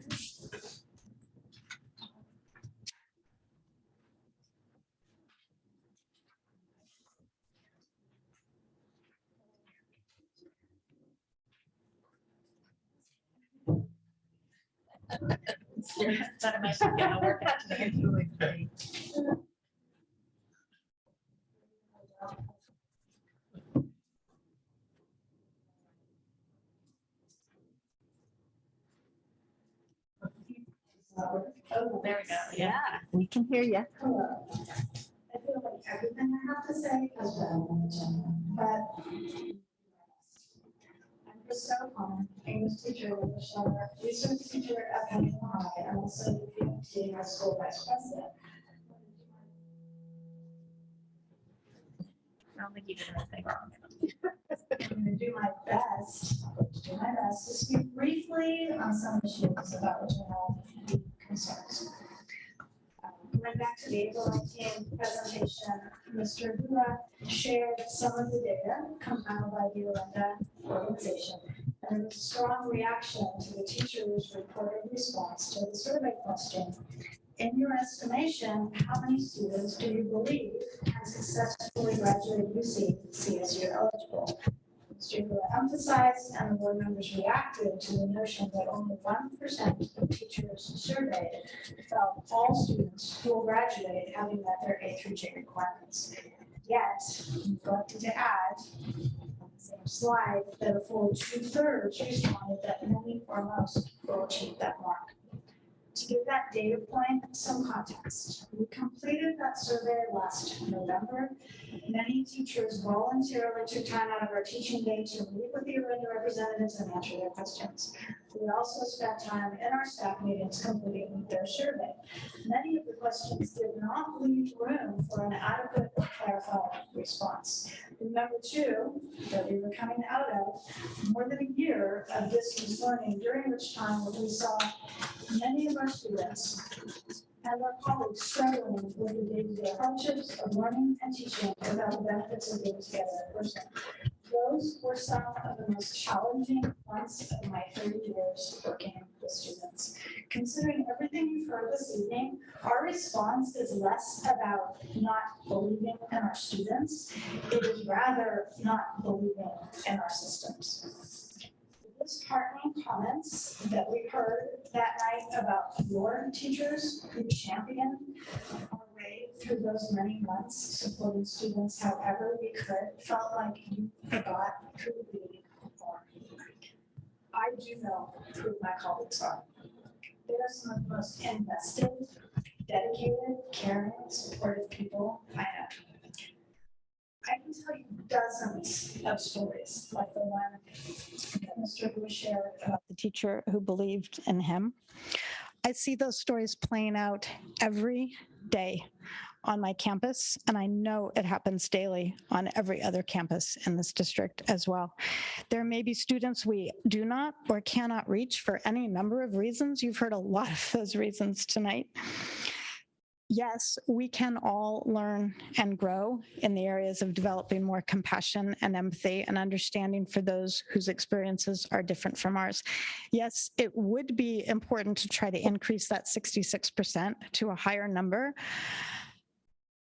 Yes, we are far from perfect, but we do care deeply and we do support and encourage the students in our care. This year, the EL students at Petaluma High School have faced a significant obstacle. Last spring, I accepted the ELERT position at PHS for the second time in my career. Last summer, I was hopeful that we might be able to use COVID relief funds to possibly hire a second bilingual instructional assistant to support the one position we already had, at least in this first recovery year. I even spoke to Mr. Hua about it last August. The hard, cold reality is this. My newcomer students who are the least proficient in English have not had even one assistant all year. We have been waiting all year for these well-deserving students by recruiting navigate the content in their classes. We have also had a bilingual cook vacancy all along. Bilingual community coordinator is so dedicated and classified and dedicated in the that this particular group of newcomers are most motivated of any group she has worked with. You have about 10 over the seconds past left, Krista. 7 years. Yet they are struggling to pass even their basic courses because they have no BIA support. Your district has dozens of classified positions that have gone unfilled all year long, including instructional assistants for our English learners and our special education students. I am begging you, the board and the cabinet, to settle your contract impasse with CSEA, compensate them fairly, and do whatever you can to help us hire and support staff our students desperately need. Since as a team, you truly care about, and we all truly care about their Krista, future your success. time is up. I It's been hope 4 minutes. that you will do what you can to help us serve them now. Thank you. Do we have anyone on Zoom? There is. We have Sal Andropoulos, status of equity-related professional development at PCS. We promote Sal to speak.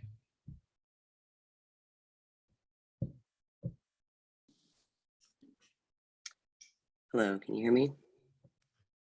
Yes, thanks.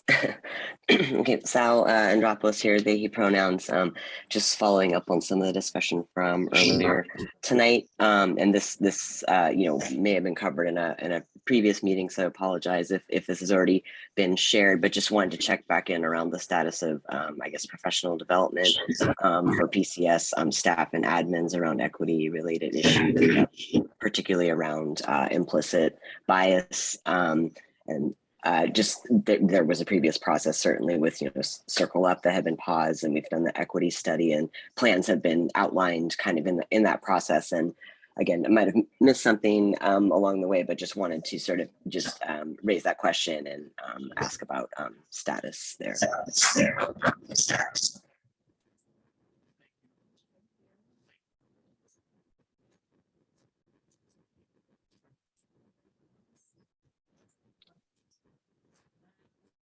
On to reports on activities and correspondence of school board members since the last board meeting, CSBA legislative conference, climate and sustainability action event, equity reboot committee, NAACP general meeting and education committee, PCS board study session, PCS art show, community achievement awards, IOU meetings, meeting for the planning of the cultural festival at CASA, PJHS open house, and LCAP. Did I miss anything? I feel like that might- Okay. Next up, comments from the public on consent agenda items. we'll reopen the chat, or if anyone in the audience wants to comment on anything on the consent agenda.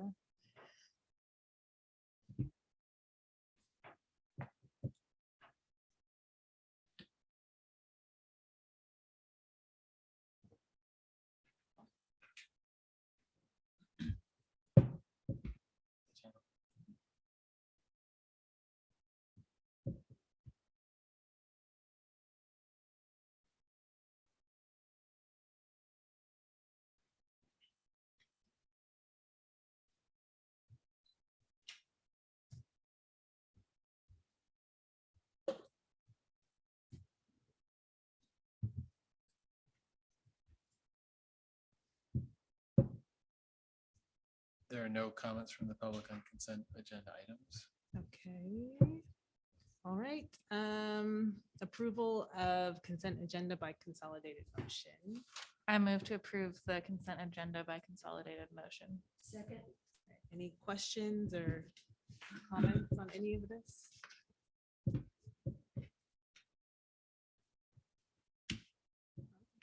Not even Maddie? No? No questions? Okay. All right. It all looks good. Okay, all in favor? Aye. All right. Comments from the public on action items. We open the chat, please.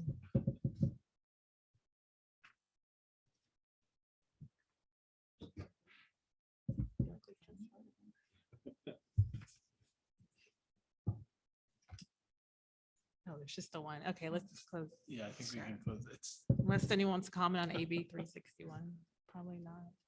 Okay, so moving on to item 13.1. Our options are remote only, hybrid, or in person. So how I do you move to guys stay feel? in hybrid for another month.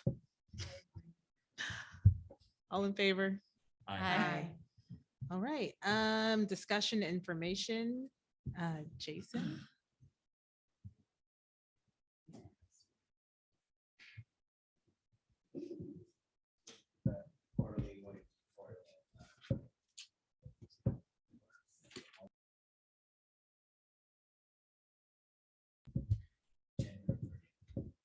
Amazing.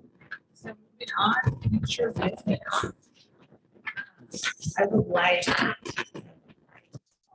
Sal.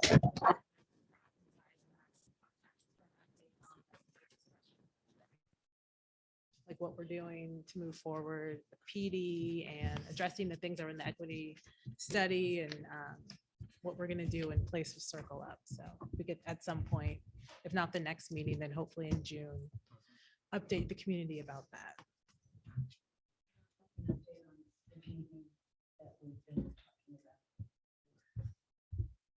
Equity and all the other things we're asking teachers to do. Is that different than what Joanna's Yes, asking for? yeah. Or? You're saying the same thing, right? Okay, just making. Anyone else? You did everything I Get too asked many. in one night. All right, I'm meeting, gonna be cautious from now on. meeting adjourned.